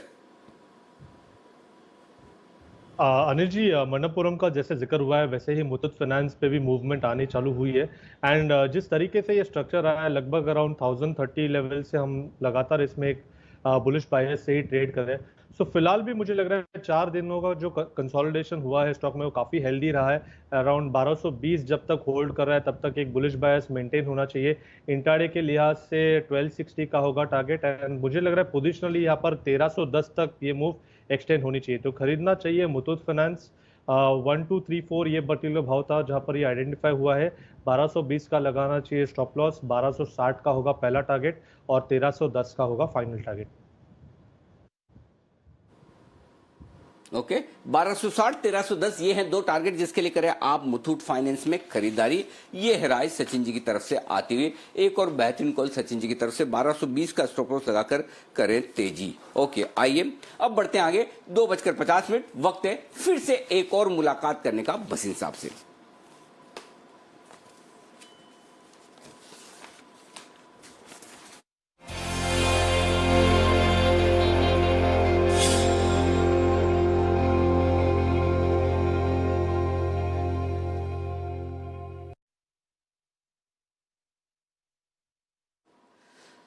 ओके बसीन साहब हमारे साथ है। सर नमस्कार, स्वागत है। 25,000 के दर्शन हो गए। आप कह भी रहते हैं 25,000 आपको दिवाली के पहले पहले दिख जाएगा और दिवाली के पहले आपने टारगेट भी 26,000 का रिवाइज कर दिया है और तेजी की संभावना दिख भी रही है। पहले तो आपको बधाई और धन्यवाद, बहुत ही सही प्रेडिक्शन रहा। बताएं सर अपडेट्स और साथ ही फ्रेश कॉल्स। तो मैंने अनिल जी आपको शुक्रवार को ही कहा था कि सारे शॉर्ट कर रहे हैं डाउ फ्यूचर देख के, आपको पता नहीं लगेगा कैसे कवरिंग आएगी।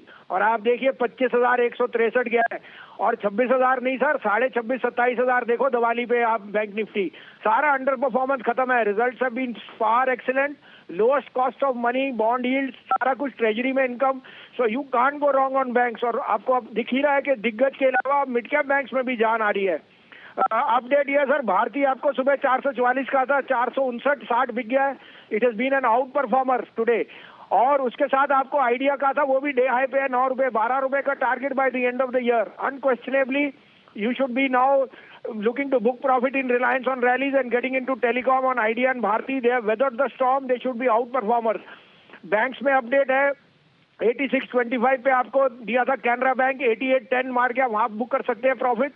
और आपको जो सुबह की कॉल थी उसमें डीएलएफ वो भी आपको आउट परफॉर्म करके कर गया है। अब आप कहें तो मैं कॉल है, एक ही कॉल है BTSTT, वो कल के लिए। जी सर बताएं प्लीज। तो पिरामल एंटरप्राइज लीजिए सर 1300 से 1303, 1278 का स्टॉप लॉस रखिए, 1365 का target. Piramal is again one of the best NBFCs and it has weathered the storm well. Lowest cost of money means their margins will be very very strong on the upside. Perfect. तो Piramal enterprise एक और stock है जहां पर खरीदारी करने की राय है बसीन साहब की तरफ से। यहां पर भी आप देख सकते हैं एक्शन पूरी तरह से तेजी की तरफ होता हुआ आपको नजर आएगा। ओके बढ़ते आगे और कुछ और स्टॉक जो है एक्शन में आते हुए। उससे पहले सुमी जी तैयार है अपने सुपरहिट शेयर के साथ। सुमी जी के लिए बिल्कुल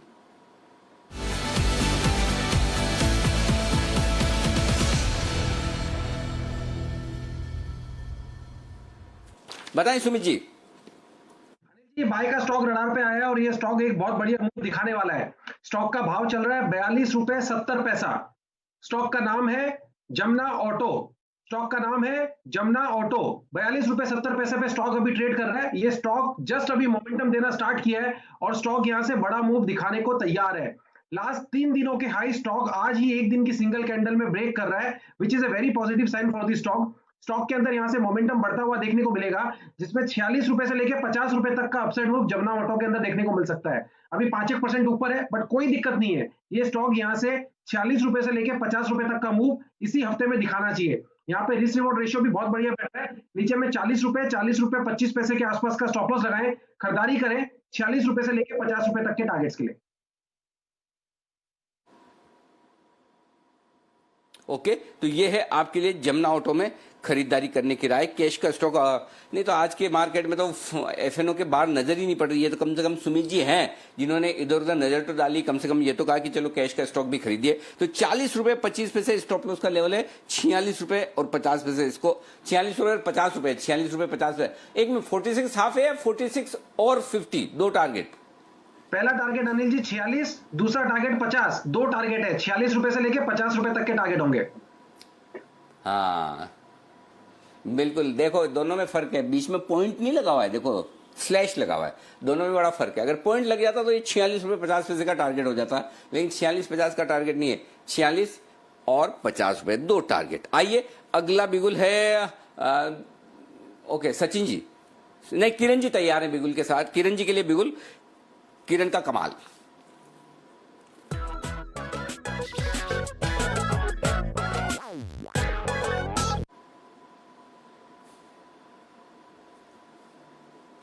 जी किरण जी बताएं सर।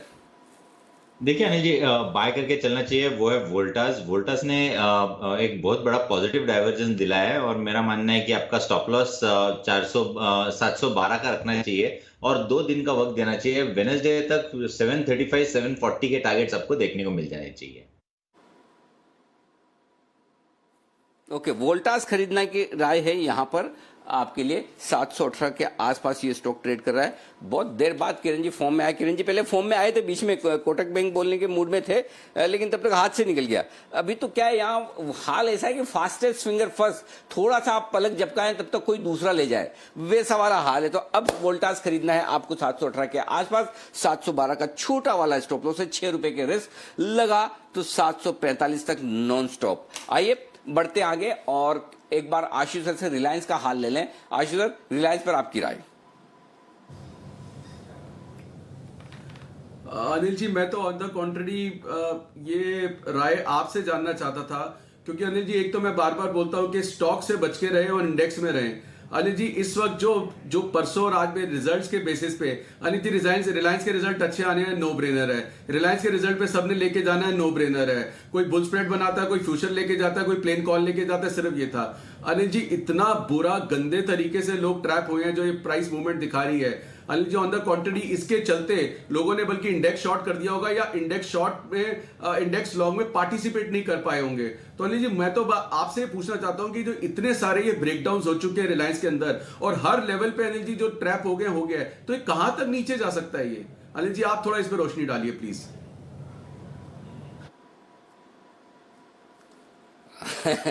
ये इसके लिए तो मैं ना बंसल जी की सहायता लूंगा। आपने गलत तरफ ये टॉस कर दिया। देखो मैं तो रिलायंस पे गलत पड़ चुका। रिजल्ट के पहले मेरा तो अंदाजा तेजी का था, जो गलत हुआ, इसलिए मैंने ऑप्शन लेने की राय दी थी कि 75 में ऑप्शन लीजिए, 55 का स्ट्रिक्ट स्टॉप लॉस लगाइए। तो सुबह इसलिए सबको बॉल भी दिया कि निकल जाए। तो मैं तो आशीष जी गलत हो गया रिलायंस में। मैंने जैसा सोचा था कि वैसा कुछ हुआ नहीं, न तोड़फोड़ रिजल्ट आया न कोई ऐलान आया। तो दोनों ही फ्रंट पे लोगों को निराशा हुई। या तो लोगों को लग रहा था कुछ बड़ा अनाउंसमेंट आ सकता है या फिर रिजल्ट्स बहुत दमदार आएंगे। तो दोनों ही जगह मामला बैठा नहीं। जी आशु जी कुछ कह रहे हैं, आपकी आवाज नहीं आ रही। आशु जी बोलिए। नो अनिल, हाँ अनिल जी क्वेश्चन ये नहीं है गलत बैठे, वो तो एक ट्रेड अलग हो गया, वो तो खत्म हो गया।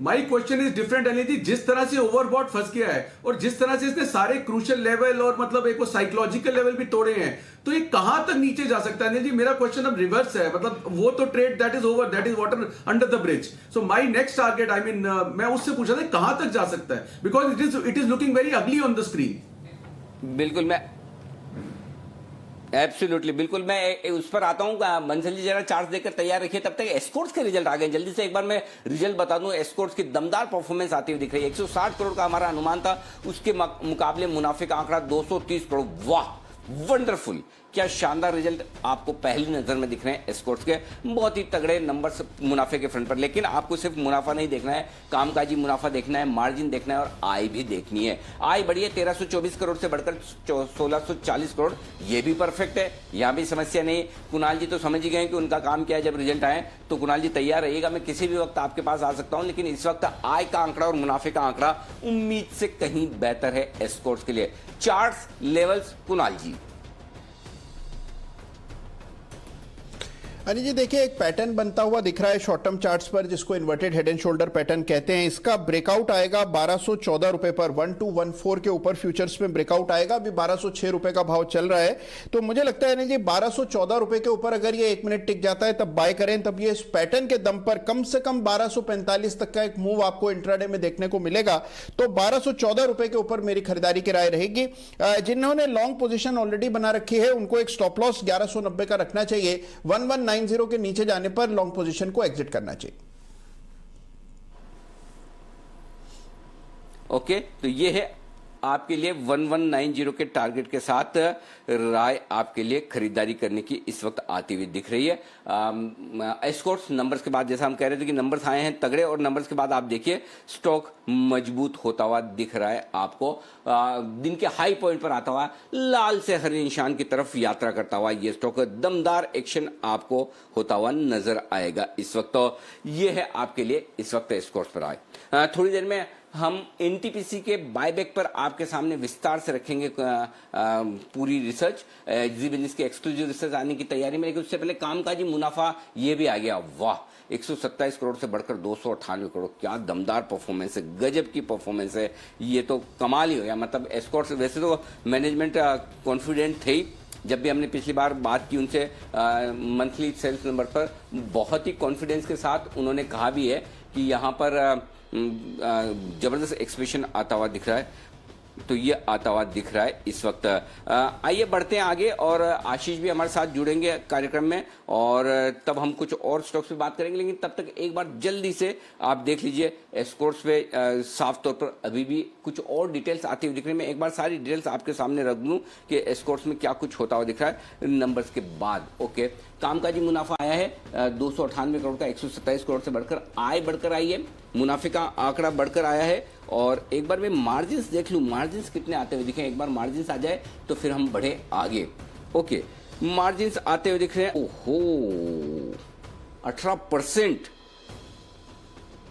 माय गॉड, 9.5% से 18%, 12% मार्जिन की उम्मीद थी और 18%, गजब, ऑलमोस्ट डबल। ये तो रिजल्ट तोड़फोड़ है, बहुत ही जबरदस्त रिजल्ट हैं ये रिजल्ट। तो मतलब जिसको कहते हैं कि आग लगा देने वाले रिजल्ट है। अगर 18% मार्जिन, 9.5 से 18% मार्जिन, ये तो मतलब गजब नहीं, तोड़फोड़ रिजल्ट है। जिस तरह का आप जो आईसीआईसीआई बैंक टाइप के रिजल्ट जिसको कहते हैं ना, ये उस तरह के रिजल्ट है, ये छोटे मोटे रिजल्ट नहीं है, ये तो आग लगा देने वाले रिजल्ट हैं। 18% के मार्जिन, माय गॉड। कुणाल जी, पहले वाले टारगेट्स लेवल सब कैंसिल, वापस बताओ, नए वाले बताओ, अब बड़े वाले बताओ। अनिल जी देखिए, मैंने जो लेवल्स बोले थे उसके आसपास तो अब ये स्टॉक ऑलरेडी आ ही चुका है। अगला लेवल अनिल जी जो सबसे क्रिटिकल लेवल है वो है 1262 रुपए का, 1262 का पहला लेवल है अनिल जी, जहां तक मुझे लगता है कि स्टॉक बिल्कुल जाना चाहिए। Inverted head and shoulder pattern अब एग्जीक्यूट हो चुका है। 1262 रुपए का टारगेट पहला होना चाहिए एस्कॉर्ट्स के लिए। 1262 पार हुआ तो स्टॉक पे फिर एक फ्रेश ब्रेकआउट देखने को मिलेगा, बड़े चार्ट्स पर बड़ा ब्रेकआउट होगा, और फिर आपको इसमें 1290-95 के लेवल्स भी देखने को मिलेंगे। अभी फिलहाल 1262 के टारगेट के लिए लॉन्ग पोजीशंस होल्ड करनी चाहिए। ओके, तो ये है आपके लिए 1262 तक के टारगेट के लिए एस्कॉर्ट्स आग लगा देगा, बहुत ही जबरदस्त। मतलब ये मार्जिन मैनेजमेंट से बात करके समझेंगे कि ये मार्जिन सस्टेन होंगे, अगर वो बोल दे सस्टेन है तो ये तो री रेट हो जाएगा स्टॉक। मतलब 18% के मार्जिन, अमेजिंग। आशीष सर, एक आए जल्दी से एस्कॉर्ट्स पर। अनिल जी एक्सपेक्टेड लाइंस पे है, और अनिल जी ये कंपनीज जो है ना, अभी आप देखिए ऐसे बहुत सारी कंपनीज हैं जिन्होंने कोविड में मार्जिन्स को इंप्रूव किया है क्योंकि कॉस्ट रिडक्शन बड़ी सब्सटेंशियल हुई है। तो अनिल जी ये बिल्कुल और अनिल जी ये I think this is one of the only stocks जिसने कोविड को डिफाई करके, अगर जैसे वो एक बंसल जी डेटा देते हैं कि फरवरी के लोस के ऊपर गए, तो आई थिंक ये स्टॉक सबसे पहला था after Reliance. I think Reliance was the first and this was the second. तो Anil ji all along this was showing this kind of strength, और जो रिजल्ट्स हैं उसको बिल्कुल कंफर्म करते हैं। और ये स्टॉक अनिल जी बिल्कुल रीरोट होकर कहीं पे भी जा सकता है, और बिल्कुल, और अनिल जी इसका भाव ऐसा है कि आपसे लिया नहीं जाएगा, और ऐसा ही स्टॉक है लेके रखना चाहिए जो 1200 का 1500 भी हो सकता है। 1200 का 1500 भी हो सकता है, बिल्कुल हो सकता है, कोई वजह नहीं कि ना हो। बहुत दमदार तगड़ी परफॉर्मेंस, खाली देखना ये कि ये मार्जिन सस्टेनेबल है और कहीं कोई वन ऑफ तो नहीं है, क्यों? लेकिन जिस तरह का कामकाजी मुनाफा, जिस तरह से आय और मुनाफे का आंकड़ा लगता है सही है on the face of it कि कोई एक्स्ट्रा ऑर्डिनरी इनकम या एक्स्ट्रा ऑर्डिनरी प्रॉफिट नहीं है, ये आया है वाकई में ऑपरेशनल परफॉर्मेंस से आता हुआ दिखा है। एस्कॉर्ट सैल्यूट नंबर्स हैं, वंडरफुल। चलिए बढ़ते हैं आगे, और जल्दी से हमारे साथ कार्यक्रम में शामिल हो चुके हैं आशीष चतुर्वेदी, जो बताएंगे आपको एनटीपीसी पर कैलकुलेशन, और यह है जी बिजनेस की एक्सक्लूसिव रिसर्च। हर बायबैक पर, हर मर्जर पर हम आपके सामने कैलकुलेशन रखने की कोशिश करते हैं कि किन लेवल्स के आसपास और कितना बायबैक हो सकता है। आइए तो एनटीपीसी पर जी बिजनेस की एक्सक्लूसिव रिसर्च आपके सामने। आशीष बताइए अनिल जी, डेटा स्टडी के हमने बायबैक का अमाउंट हो सकता है और किस प्राइस पर? बिल्कुल अनिल जी, सबसे पहले आप देखिए कि जून के हिसाब से अगर आप देखेंगे जून तिमाही के अंत में तो कंपनी के पास जो पेड अप कैपिटल और फ्री कैश रिजर्व है वो करीब 1,08,000 करोड़ के आसपास आता है। कंपनी अधिकतर जो है 25% तक इसका बायबैक कर सकती हैं, लेकिन इतना बड़ा बायबैक आएगा नहीं। अब रही बात कंपनी के जो लिक्विड असेट्स हैं और कैश की, तो करीब जो कैश की स्थिति, कैश एंड बैंक बैलेंसेस करीब 3,200 करोड़ है, लिक्विड असेट्स करीब 4,700 करोड़ है। अब अगर इसका हिसाब से अगर आप अनुमान लगाया जाए कि 3 से 5% तक का अगर कंपनी बायबैक लेकर आती है तो यहां पर आप देखिए कि संभावना पूरी नजर यही आती कि 110 मिनिमम या फिर 110 से थोड़ा ऊपर बायबैक होने की पूरी संभावना है।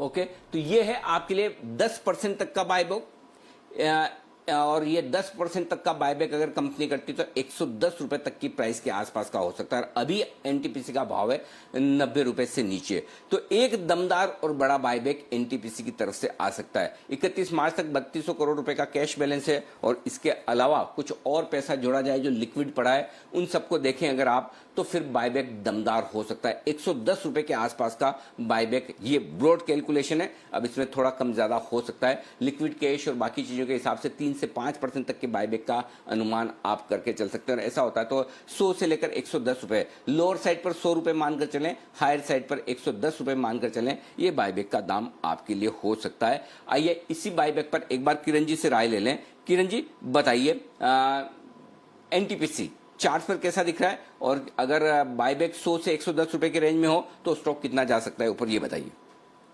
देखिए अनिल जी, इधर करीबन 86-85 लेवल्स पे बहुत अच्छा सपोर्ट है, उसके नीचे जाने की प्रोबेबिलिटी बहुत कम है। पर जैसे ही ये स्टॉक 91-92 निकल जाएगा तो टेक्निकल लेवल आता है लगभग 97 का, तो 97 के टारगेट्स के लिए लॉन्ग पोजीशंस रखने चाहिए, बायबैक आए नहीं आए, और आपका स्टॉप लॉस होना चाहिए 85 का।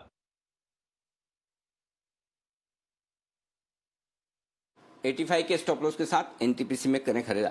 एक और स्टॉक बात रह गया जिस पे हमें बात करनी थी, वो था रिलायंस, जिस पे मैं कह भी रहा था बंसल जी को कि बंसल जी रिलायंस पे अपनी राय है, लेकिन रिलायंस पर बंसल जी की राय लूं मैं उससे पहले एक बार जल्दी से चार्ट कॉर्नर का बिगुल कुणाल जी राकेश जी के लिए, और उसके बाद हम जय से कैश का ऑप्शन भी लेंगे। पहले एक बिगुल चार्ट कॉर्नर।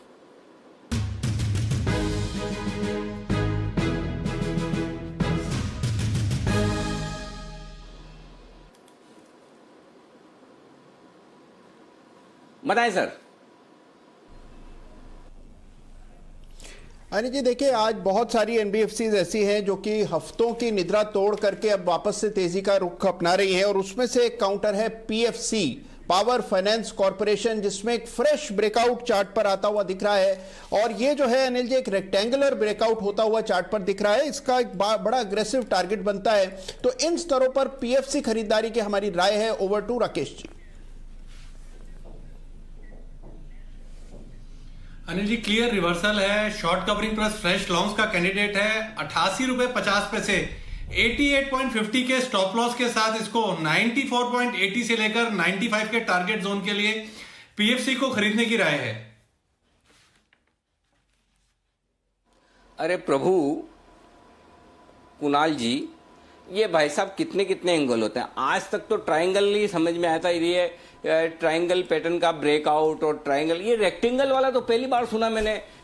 चार्ट में रेक्टेंगल भी होता है, और कितने कितने एंगल होते हैं, वो सारे कितने जितने तरह के कोण होते हैं भाई साहब, सब बता दो एक बार में कितने होते हैं। अब तक ट्रायंगल था, ये रेक्टेंगल कहां से आया? अनिल जी देखिए, ट्रेडिंग ऐसी अनिल जी देखिए ट्रेडिंग ऐसी विद्या है जिसमें ना केवल ज्योमेट्री शामिल है, इसमें स्टैटिस्टिक्स शामिल है। आप जो भी विद्याएं और सोच रहे हैं अनिल जी, सबका समावेश इसमें है। तो रेक्टेंगल, ट्रायंगल, सर्कल, सब कुछ अनिल जी इसी में है। तो इसीलिए बिल्कुल रेक्टेंगुलर पैटर्न होता है अनिल जी, जिसका ब्रेकआउट हुआ है पीएफसी में। अच्छा सर्कल भी है, अच्छा सर्कल भी है, फुल सर्कल जब सर्कल और हो जाए तो वो फुल सर्कल बनता होगा चार्ट पर, है ना? सर्कल तो अनिल जी बिल्कुल सही कह रहे हैं अनिल जी, वैसे हाफ सर्कल भी होता है इसमें।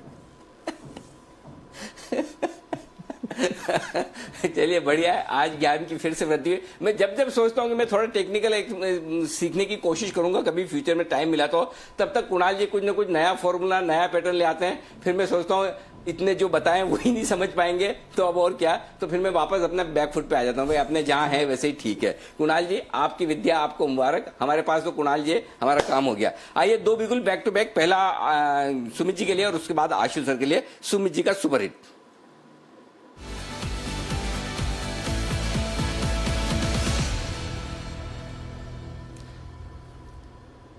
बताएं सुमित जी।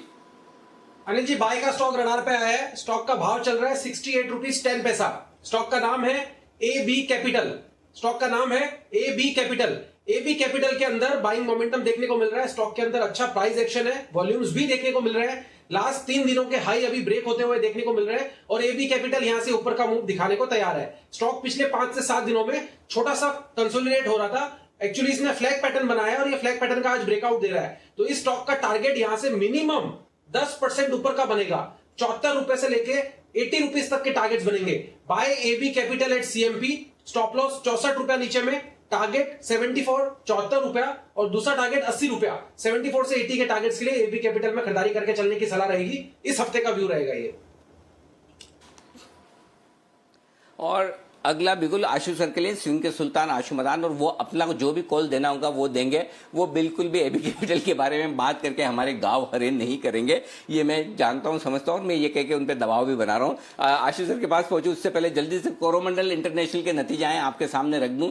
नतीजे यहां पर भी नतीजे पहली नजर में ठीक दिख रहे हैं। मुनाफा 504 करोड़ से बढ़कर 590 करोड़, 590 करोड़, और कामकाजी मुनाफा भी बढ़कर आता हुआ दिख रहा है। ऑपरेशनल फ्रंट पर भी परफॉर्मेंस बेहतर होती हुई दिख रही है और वैसे भी नतीजे अच्छे आते हुए दिख रहे हैं। आय बढ़ी है, मामूली सी नहीं, घटी है, इनफैक्ट आय थोड़ी सी घटी है, 4,610 करोड़ साल दर साल आय घटी है, लेकिन कामकाजी मुनाफा बढ़ा है 713 करोड़ से बढ़कर 843 करोड़। ये है नतीजे। बिगुल आशु सर के लिए स्विंग के सुल्तान आशु मदान।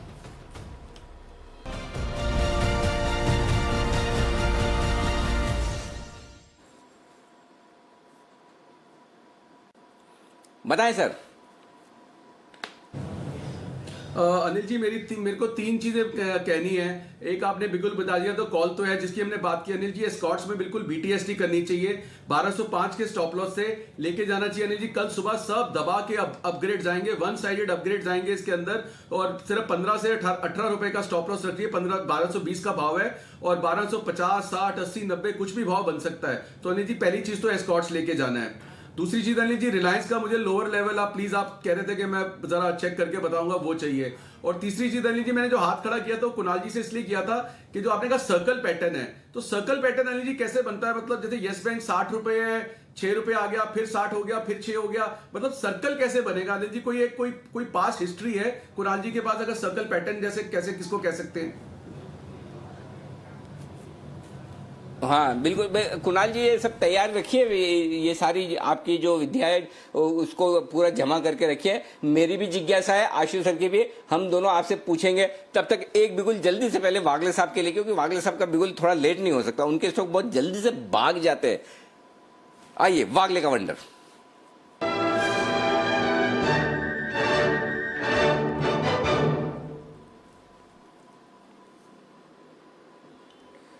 जी वागले साहब बताएं सर। अनिल जी, मेरा कॉल बिल्कुल आशु जी के साथ मिलता है और मैं उनके साथ सहमत हूँ। एस्कॉर्ट्स में कुछ ना कुछ बड़ा होने की तैयारी है। रिजल्ट होने के बाद, आने के बाद आप भी बोल रहे हैं, और जिस तरह से मल्टीपल रेजिस्टेंस इसने निकाला है 1220 का, इनफैक्ट मुझे ये लगता है कि कम से कम 1270 के लेवल्स आने चाहिए आपको, शायद कल के दिन में ही आएंगे। तो अभी BTST करके चले। मेरा 1210, 1212 का स्टॉप लॉस होगा, 1260, 1270 तक का टारगेट। और आशु जी कुछ रिलायंस के बारे में पूछ रहे थे, तो मैं एक कमेंट देना चाहता हूँ, क्योंकि मैंने मॉर्निंग में भी व्यू दिया था कि रिलायंस को बेच के चलना है, कोई भी बाउंस मिलेगा। हालांकि मैंने डे ट्रेडिंग कॉल नहीं दिया था।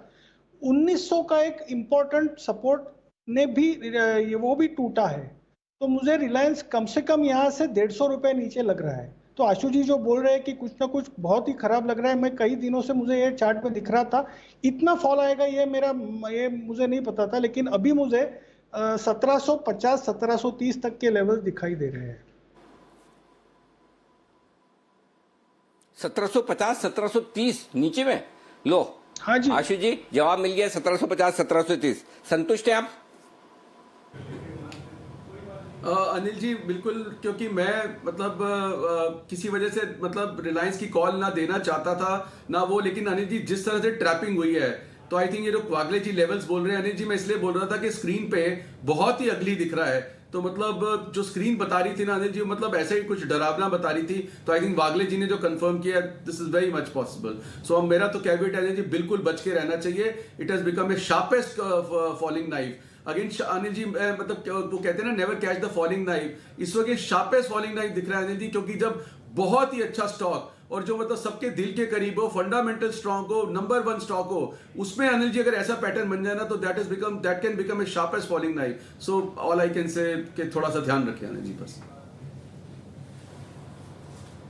एब्सोल्युटली बिल्कुल। और दिन के लोएस्ट पॉइंट पर 1880, माय गॉड 9% का बड़ा कट रिलायंस में आता हुआ दिख रहा है, 9%। This is too much. और अब निफ्टी भी इसलिए संभल नहीं पा रहा है, नीचे आता हुआ दिखा है, 11725 का हाई बनाकर 11660 पर आता हुआ दिख रहा है। बैंक निफ्टी भी 25139 का हाई बनाकर अब आता हुआ दिख रहा है, 24800 पर फिर से आता हुआ दिख रहा है। तो बैंक निफ्टी भी ऊपरी स्तरों से लगभग 300 पॉइंट करेक्शन होता हुआ आपको नजर आ रहा है। बैंक निफ्टी में भी प्रॉफिट बुकिंग तो आएगी, इसमें कोई डाउट है नहीं। आइए तो ये आपके लिए जय के लिए बिगुल कैश का ऑप्शन।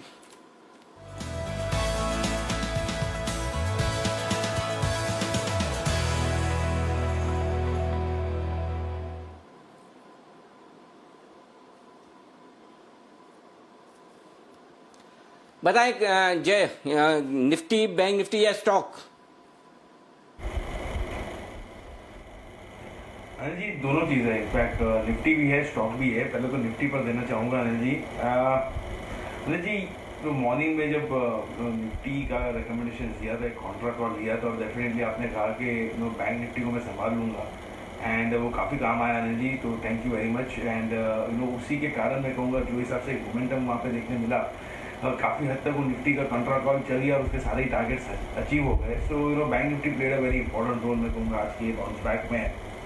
और मुझे ऐसा लग रहा है जी कि जो फॉल एक्सटेंड हो रहा है श्योरली रिलायंस के कारण ही हो रहा है। रिलायंस में जो हिसाब से हमें कंटिन्यूस एक सेल ऑफ देखने मिल रहा है, काफ़ी चर्चा हो रही है उसकी। मैं कहूँगा 70-75 पॉइंट्स पर रिलायंस के हिसाब से मार्केट नीचे गिरा हुआ, बट अभी फिर से जी एक कॉन्ट्रा कॉल लेने का टाइम आ चुका है, बिकॉज फिर से हमें एक लोअर लेवल पर निफ्टी मिल रहा है। सनी जी यही करना, वो डिप जो आ रही है उसमें हमें खरीदना है, और जो राइज आ रही है वहाँ पर प्रॉफिट बुक कर लेना है निफ्टी में। एंड ऑन फ्लिप साइड हम कॉन्ट्रा कॉल भी ले सकते हैं, तो करीब अगर 11700-720 के आसपास होता तो हम निफ्टी लेते हैं, पर अब वापस 650 के आसपास आ गया है जी, तो हम निफ्टी का कॉल लेकर जाएंगे। अनिल जी ये टाइम हम निफ्टी का 11600 का ही कॉल जो मॉर्निंग वाला था वही खरीदेंगे। अगर मैं अभी उसके रेंज देखते हैं तो 11600 के कॉल करें जी, तो ये करीब अभी चल रहा है 166 के आसपास, मतलब 163 के आसपास, सॉरी जी। तो 163-64 पर 11600 का हम निफ्टी का कॉल ऑप्शन खरीदेंगे, राइट। एंड यहाँ पे हम स्टॉप लॉस अनिल जी नीचे में प्लेस करेंगे करीब 119 का, 119 का, थोड़ा डीप स्टॉप लॉस रहेगा। बट फिर से अगर एक बाउंस बैक अगर निफ्टी में आ गया बैंक निफ्टी के साथ ही साथ अनिल जी, तो ये लेवल्स हमारे ऊपर पहले हो जाएंगे टारगेट 206 के, एंड दूसरे टारगेट बन रहे हैं 228 के, 206 एंड 228। ये दो टारगेट्स के लिए निफ्टी का 11600 कॉल ऑप्शन 163 पे खरीदना है, 119 का स्टॉप लॉस रहेगा अनिल जी। काफ़ी वॉलेटिलिटी है और ये तो रहने वाली है, इसीलिए वॉलेटिलिटी में मैं कहूँगा कि जहाँ पे जो एक्सट्रीम वाइल्ड मूव आता है तो उसके अगेंस्ट एक कॉल ले ले, वही बेटर रहेगा। बिल्कुल ठीक बात है। तो आज फिर से आपका ऑडियो उतना चुस्त दुरुस्त नहीं आ रहा है। अब मैंने सही सुना है, आप कंफर्म कर लीजिएगा। निफ्टी 11600 का कॉल ऑप्शन खरीदना है 164-165 रुपए में, 120-119 पर स्टॉप लॉस लगाना है 206 और 228 रुपए के टारगेट के लिए। तो ये है जय की कॉल, जय की तरफ से आती हुई। जय, इसके अलावा भी और कोई कॉल है आपके पास या स्टॉक फ्यूचर्स वगैरह कुछ? दूसरा जो अगर मैं देख रहा हूँ तो मुझे एक स्टॉक में अनिल जी बहुत ही अच्छा एक कैंडिडेट नजर आ रहा है। अगर आपकी अनुमति हो मैं एक स्टॉक में रिकमेंडेशन दे दूँ।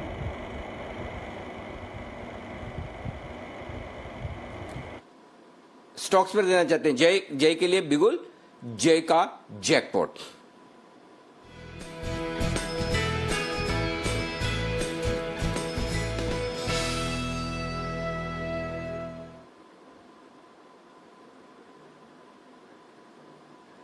बताएं जय। जी अनिल जी, एक स्टॉक है वोल्टास, जिसमें बहुत ही बढ़िया ब्रेकआउट हमें देखने मिल रहा है। इनफैक्ट बहुत ही अच्छा मैं कहूँगा कि ट्रायंगुलर पैटर्न में से वोल्टास में एक ब्रेकआउट देखने मिल रहा है। 720 के आसपास ये स्टॉक ट्रेड कर रहा है और इसका at the money call option खरीद कर चलना है 720 के स्ट्राइक का, एंड जो करीब मिल रहा है अभी 32 रुपये 50 पैसे के आसपास है। 720 का कॉल ऑप्शन ये खरीद कर चलना है। नीचे में स्टॉप लॉस रहेगा 23 रुपये 60 पैसे का। पहला टारगेट जो ऊपर में बन रहा है एनर्जी वो है 42 का, सेकंड टारगेट बनेगा वो 47.5 का है। तो 42 एंड 47.5 ये दो टारगेट्स के लिए वोल्टास का एट द मनी स्ट्राइक का कॉल ऑप्शन लेकर चलना है। यानी जी बहुत ही बढ़िया सा मैं कहूँगा सिमेट्रिकल ट्रायंगल पैटर्न जो डेली एवरेज चार्ट पर बना है। इंडिकेटर्स में बहुत ही क्लियर बाय क्रॉसओवर देखने मिल रहा है और ब्रेकआउट के साथ ही साथ इसके वॉल्यूम्स में हमें क्लियरली एक बहुत ही अच्छी बढ़त देखने मिल रही है। सो मुझे ऐसा लग रहा है कि वोल्टास के पोजिशनल पॉइंट ऑफ व्यू जो टारगेट बन रहे हैं वो लगभग 755 से लेकर 760 तक के बन रहे हैं। 755 760 यही सीरीज में, इसीलिए अनिल जी 720 का कॉल ऑप्शन बाय करने की रिकमेंडेशन है।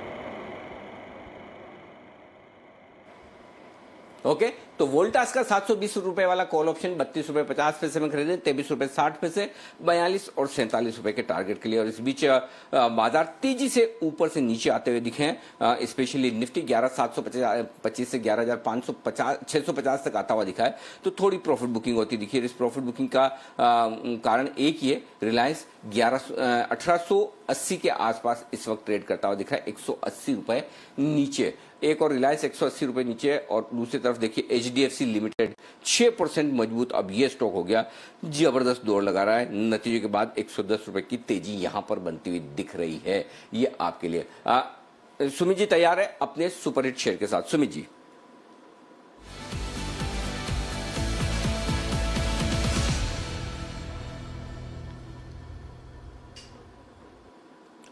बताएं। सुमित जी।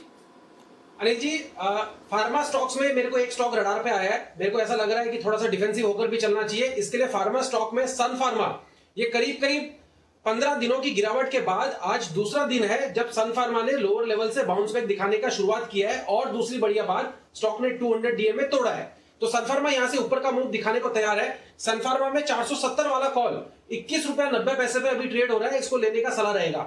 सन फार्मा का 470 वाला कॉल 21.90 पे अभी ट्रेड हो रहा है, इसको लेने का सलाह रहेगा। सन फार्मा पिछले 2 दिनों से लोअर लेवल से धीरे धीरे करके तेजी दिखा रहा है। अभी स्टॉक ने लास्ट आधे घंटे में कल का हाई ब्रेक किया है और अभी डेज हाई पे आ चुका है। स्टॉक यहां से ऊपर का मूव दिखाने को तैयार है। सबसे बढ़िया बात, स्टॉक 200 डीएमए के ऊपर आया है टच करके, तो स्टॉक यहां से इमीडिएटली मिनिमम 490 रुपए से लेकर 500 रुपए तक का मूव दिखाना चाहिए। इसके लिए सन फार्मा के अंदर 470 वाला कॉल अभी सीएमपी पे खरीदारी करके चलने का सलाह रहेगा। स्टॉप लॉस नीचे में लगाना है 15 रुपए का, ऊपर में टारगेट बनेगा इस हफ्ते का 30 से 35 रुपए का। Buy Sun Pharma 470 call at CMP, stop loss 15, target 30 से 35 का। ओके, तो फार्मा में फाइनली थोड़ा एक्शन आते हुए दिख रहा है और देखिए सन फार्मा पॉजिटिव भी हो गया है। पर आइए अब जान लेते हैं आखिरी 10 मिनट बाजार पर आपको क्या करना चाहिए, अनिल जी की फाइनल स्ट्रैटेजी का बिगुल।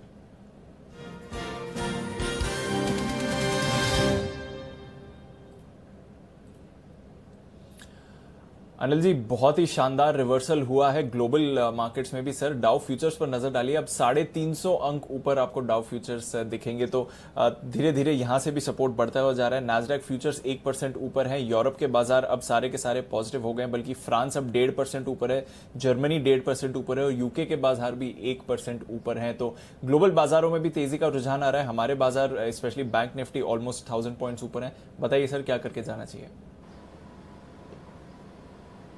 दीप भाई, जो सुबह बात की ग्लोबल वर्सेस लोकल, और एकदम टाइमली कि हम यही कह रहे थे कि आपको ग्लोबल मार्केट्स के मुकाबले में हमारे बाजार मजबूत दिखेंगे, गिरेंगे तो कम गिरेंगे, बढ़ेंगे तो ज्यादा बढ़ेंगे। और आज आप देखिए, पहले हमने मजबूती की शुरुआत की है, डाउ फ्यूचर बाद में बढ़ा है। ऐसा नहीं कि डाउ फ्यूचर पहले बढ़ गया और हमारे बाजार बाद में बढ़े ना, इनफैक्ट डाउ फ्यूचर बढ़ने पर तो उल्टी थोड़ी बहुत प्रॉफिट बुकिंग ही ऊपर के लेवल पर आई है। और ये भी तब हुआ है जब हमारे यहाँ रिलायंस 10% नीचे है, 9% नीचे, उसके बावजूद तो ताकत तो बिल्कुल है। लेकिन अब ग्लोबल वर्सेस लोकल में आपके लिए लोकल मार्केट मजबूत है, लेकिन लोकल में भी अब रिलायंस और नॉन रिलायंस वैसा वाला हो गया है मामला कि निफ्टी में रिलायंस एक तरफ है और बाकी सारे स्टॉक एक तरफ है, वैसा है। तो ऐसी सिचुएशन में देखिए ओवरनाइट रिस्क काफी है अनडाउटेडली। आपको चुनाव है कल अमेरिका में, उससे पहले बाजार मजबूत दिख रहे हैं, लेकिन अब आपको जो खरीदारी करनी है वो बहुत ऊपर के लेवल पर करनी है। बैंक निफ्टी साफ तौर पर ब्रेकआउट के संकेत दे रहा है, लेकिन मैं इतनी वॉलेटिलिटी में ओवरनाइट पोजीशन रखने के बजाय मैं ये कहूंगा कि आपकी अगर पोजीशन है आप हेज करके चलें,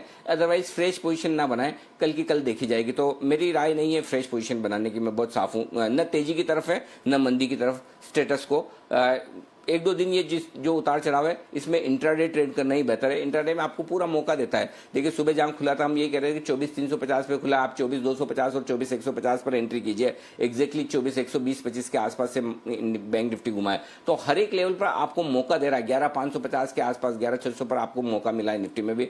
तो मेरे ख्याल से ओवरनाइट रिस्क क्यों रखनी है इतनी ज्यादा, और प्रीमियम आपके लिए ऑप्शंस में बहुत ज्यादा है। तो बेहतर है हल्की पोजीशन के साथ रहें, कल की कल देखेंगे। जी दीप। बिल्कुल, तो पोजीशंस हल्की रखें, कल नया दिन है, देखेंगे कि क्या करना चाहिए बाजार में। पर कई सारे स्टॉक्स हैं जहां पर आज एक बढ़िया ब्रेकआउट आते हुए दिखा है। बैंक्स, फाइनेंशियल्स, यहां का जो कंट्रीब्यूशन है वो इस बाजार में शानदार रहा है। क्लोजिंग से पहले कुछ और फ्रेश कॉल्स पर बात कर लेते हैं हमारे एक्सपर्ट से और देख लेते हैं कि उनकी क्या राय बन रही है। अशोक लेलैंड एक बढ़िया मूव इस स्टॉक पर आती हुई दिखी है और आज सुबह से अशोक लेलैंड पर फोकस था, पर कोई कॉल नहीं आई थी जहां तक इस स्टॉक का सवाल है। किरण जी, अशोक लेलैंड कुछ करके जाना चाहिए, 4% ऊपर है ये स्टॉक। देखिए दीप, इस स्टॉक में अभी 84 के आसपास एक बहुत इंपॉर्टेंट रेजिस्टेंस है। अगर ये एक बार निकल जाए तो मेरा मानना है कि फिर बिल्कुल लॉन्ग पोजीशन लेना चाहिए, जो कि हम बहुत इंपॉर्टेंट रेजिस्टेंस के नजदीक है। तो मैंने ओवरनाइट रिस्क क्यों ले, तो कल अगर सवेरे ये लेवल्स निकल जाए या कल दिन भर कभी भी निकल जाए तो फिर लॉन्ग पोजीशंस इनिशिएट करनी चाहिए। 89-90 के टारगेट्स देखने को मिलेंगे। 84 का लेवल बहुत ही मायने रखता है। बिल्कुल, तो 84 का लेवल मायने रखता है, नजर रखिए उस पर। सीमेंट स्टॉक्स में टुवर्ड्स क्लोजिंग सीमेंट स्टॉक्स में तेजी आती दिख रही है, तो कल यहां पर नजर रखिएगा। अंबुजा, एसीसी दोनों में ही आप खरीदारी के संकेत आते हुए दिख रहे हैं। ग्रासिम भी अब 1.5% ऊपर है, 800 के करीब ये स्टॉक भी आता हुआ दिख रहा है, तो वहां पर भी नजर रखिए। सुमित जी, एक्सिस बैंक का आज सुबह के शो का आखिरी कॉल था। एक्सिस बैंक 510 की कॉल आपने खरीदवाई थी, अब स्टॉक तो 530 के ऊपर गया है। अगर है किसी के पास मुनाफा नहीं बुक करा हो तो करके ही जाना चाहिए। देखिए दीपांशु, आज के तो क्लास मूव देखने को मिला है एक्सिस बैंक के। आज के तो सारे टारगेट अचीव हुए हैं और मेरे को ऐसा लग रहा है कि ये स्टॉक के अंदर ब्रेकआउट है। तो जब स्टॉक ब्रेकआउट देता है तो ट्रेलिंग स्टॉप लॉस का यूज करना चाहिए और ट्रेलिंग स्टॉप लॉस का यूज करके प्रॉफिट्स में राइड करना चाहिए। 525-530 के ऊपर एक्सिस बैंक अगर एक बार जाता है तो 550 रुपए 560 रुपए तक का अपसाइड मूव दिखा सकता है। तो जो अगर प्योर मोमेंटम प्लेयर है वो बुक करे, अदरवाइज ट्रेलिंग स्टॉप लॉस लगा के पोजीशंस को कैरी करे। 540-550 तक मेरे को लगता है जल्दी एक्सिस बैंक मूव दिखाएगा। ओके, तो ये है आपके लिए एक्सिस बैंक का। किरण जी, बजाज फाइनेंस पार्टिसिपेट किया है सर इसने, बट उतना पार्टिसिपेट नहीं किया जितना बाकी कुछ दिग्गज फाइनेंशियल नेम्स का मूव रहा है। बजाज फाइनेंस क्या बीटीएसटी कैंडिडेट बनता है सर? नहीं, मुझे नहीं लगता कि ये बीटीएसटी कैंडिडेट है। ये एक इंपॉर्टेंट लेवल के जस्ट नीचे ट्रेड कर रहा है और आज जिस तरीके से हमने एक अच्छी पुलबैक देखी पर वॉल्यूम्स का एब्सेंस था, तो मेरा मानना है कि फ्रेश डिमांड देखने को नहीं मिल रहा है। शायद सिर्फ शॉर्ट कवरिंग की वजह से ऊपर गया है, तो थोड़ा सा कल देखना पड़ेगा। 3450, 3460 ये एक इंपॉर्टेंट लेवल्स है, ये अगर क्रॉस करते हैं तो फिर शायद लॉन्ग पोजीशंस इनिशिएट करने की सलाह होगी। ओके, तो नजर रख के जाइए जहां तक बजाज फाइनेंस का सवाल है। सत्य जी, एक वर्ड इक्विटास पर भी। आज इक्विटास स्मॉल फाइनेंस का तो डेब्यू हुआ और डिसअपॉइंटिंग डेब्यू था, जैसे कि अनिल जी ने भी सुबह कहा था कि वीक लिस्टिंग होगी, वैसा ही हुआ। इक्विटास पर भी आज हमने गिरावट देखी है। क्या ये एक बीटीएसटी कैंडिडेट बनता है? क्योंकि आज फाइनेंशियल रैली में तो इसने अपनी वजह से नहीं पार्टिसिपेट किया, पर क्या आगे जाकर इस पर एक्शन आएगा? चार्ट क्या बता रही है? देखिए, चार्ट तो क्लियरली वीक ही रहा है। इनफैक्ट काफ़ी समय से हम इस पर एक नेगेटिव रुझान से ही ट्रेड कर रहे हैं। जिस तरीके से वापस एक इम्पॉर्टेंट लेवल के नीचे की क्लोजिंग आ रही है, तो मुझे लग रहा है यहाँ से अभी भी मोमेंटम थोड़ा सा ड्रिफ्ट होना चाहिए। अराउंड 42, 44 इन पर्टिकुलर लेवल्स के आसपास स्विंग होना चाहिए। आई थिंक इंट्राडे के लिहाज से ऑलरेडी 45 के स्विंग्स बन चुके हैं, बट एक्सपेक्टेशन यही है कि लोअर बाउंड जो अभी इस्टेब्लिश हुआ है वो लगभग अराउंड 40 to 42 के रेंज में है। तो मुझे लग रहा है यहाँ पर जल्दबाजी नहीं करनी चाहिए। ये पर्टिकुलर अच्छा कैंडिडेट है जहाँ पर शॉर्ट पोजीशंस बनाई जा सकती है। सो बाउंस अगर मिल जाते हैं तो वहाँ पर तभी भी रुझान नेगेटिव होना चाहिए एंड 40-42 जैसे ही आ जाता है वहाँ पर एक बार रिव्यू करना चाहिए।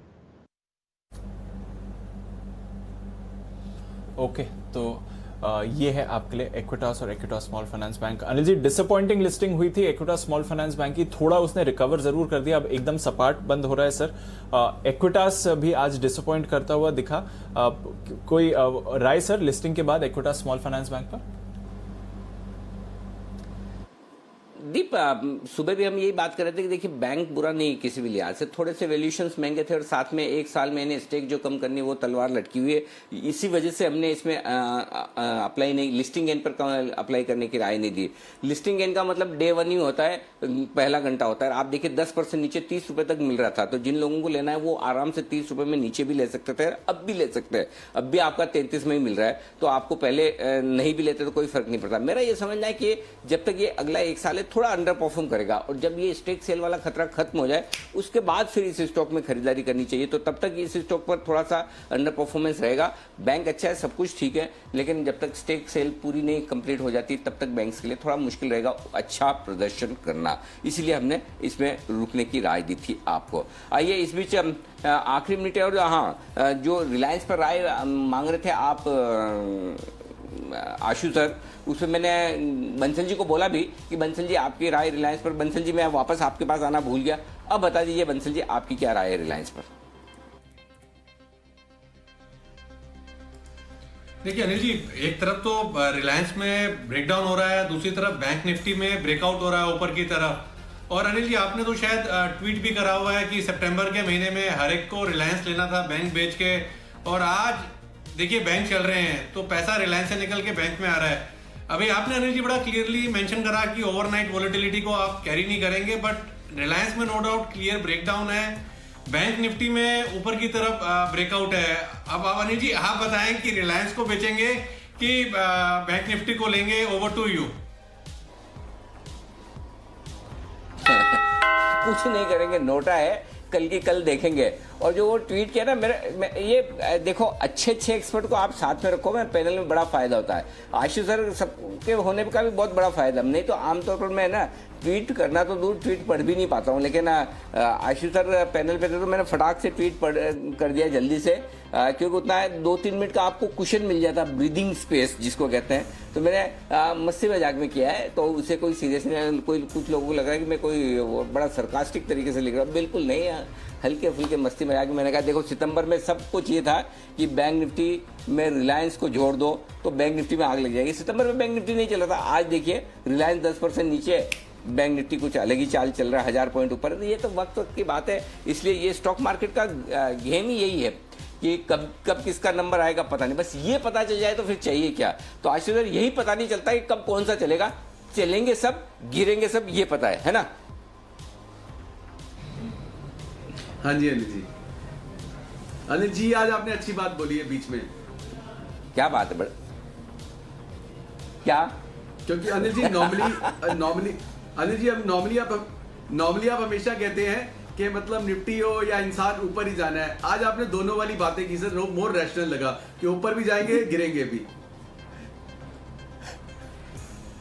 बिल्कुल, अंत में उसमें जो है ना, इंसान हो या निफ्टी, अंत में जाना ऊपर ही है। ये अंत शब्द सबसे इंपॉर्टेंट, उसमें अंत ही है। बाकी तो ठीक है, अंत हमारा पहले नहीं होना चाहिए, हमारा अंत हो उससे पहले निफ्टी ऊपर पहुंच जाए, बैंक निफ्टी ऊपर पहुंच जाए, बस हमें वही ध्यान रखना। तो अगर हम हेल्थ का ध्यान रखेंगे तो वेल्थ अपने आप बन जाएगी, अंत में तो इसे ऊपर जाना ही है। तो चलिए, आज बैंक निफ्टी का दिन था, 991 पॉइंट की तगड़ी तेजी आपको बैंक निफ्टी में दिखेगी आज के सेशन में। 4% से ज्यादा की मजबूती, ऐसी स्क्रीन बहुत कम देखने को मिलती है, जरा इसे आराम से निहार लें, देखें, बहुत ही खूबसूरत तस्वीर है आज के बैंक निफ्टी के इस चार्ट की, बहुत शानदार क्लोजिंग। 26 अंक मजबूत होता हुआ निफ्टी भी फाइनली गिरते पड़ते क्लोजिंग 11650 के नीचे नहीं हुई, ये राहत की बात है। आपको याद होगा पिछले 5-7 दिन से लगातार कह रहे थे 11650 के नीचे बंद होगा तो ही खराब होगा। शुक्रवार को भी 11642 लगभग वहीं पर बंद हुआ है, तो लगभग 11650 के आसपास बैंक निफ्टी क्लोजिंग लेवल पर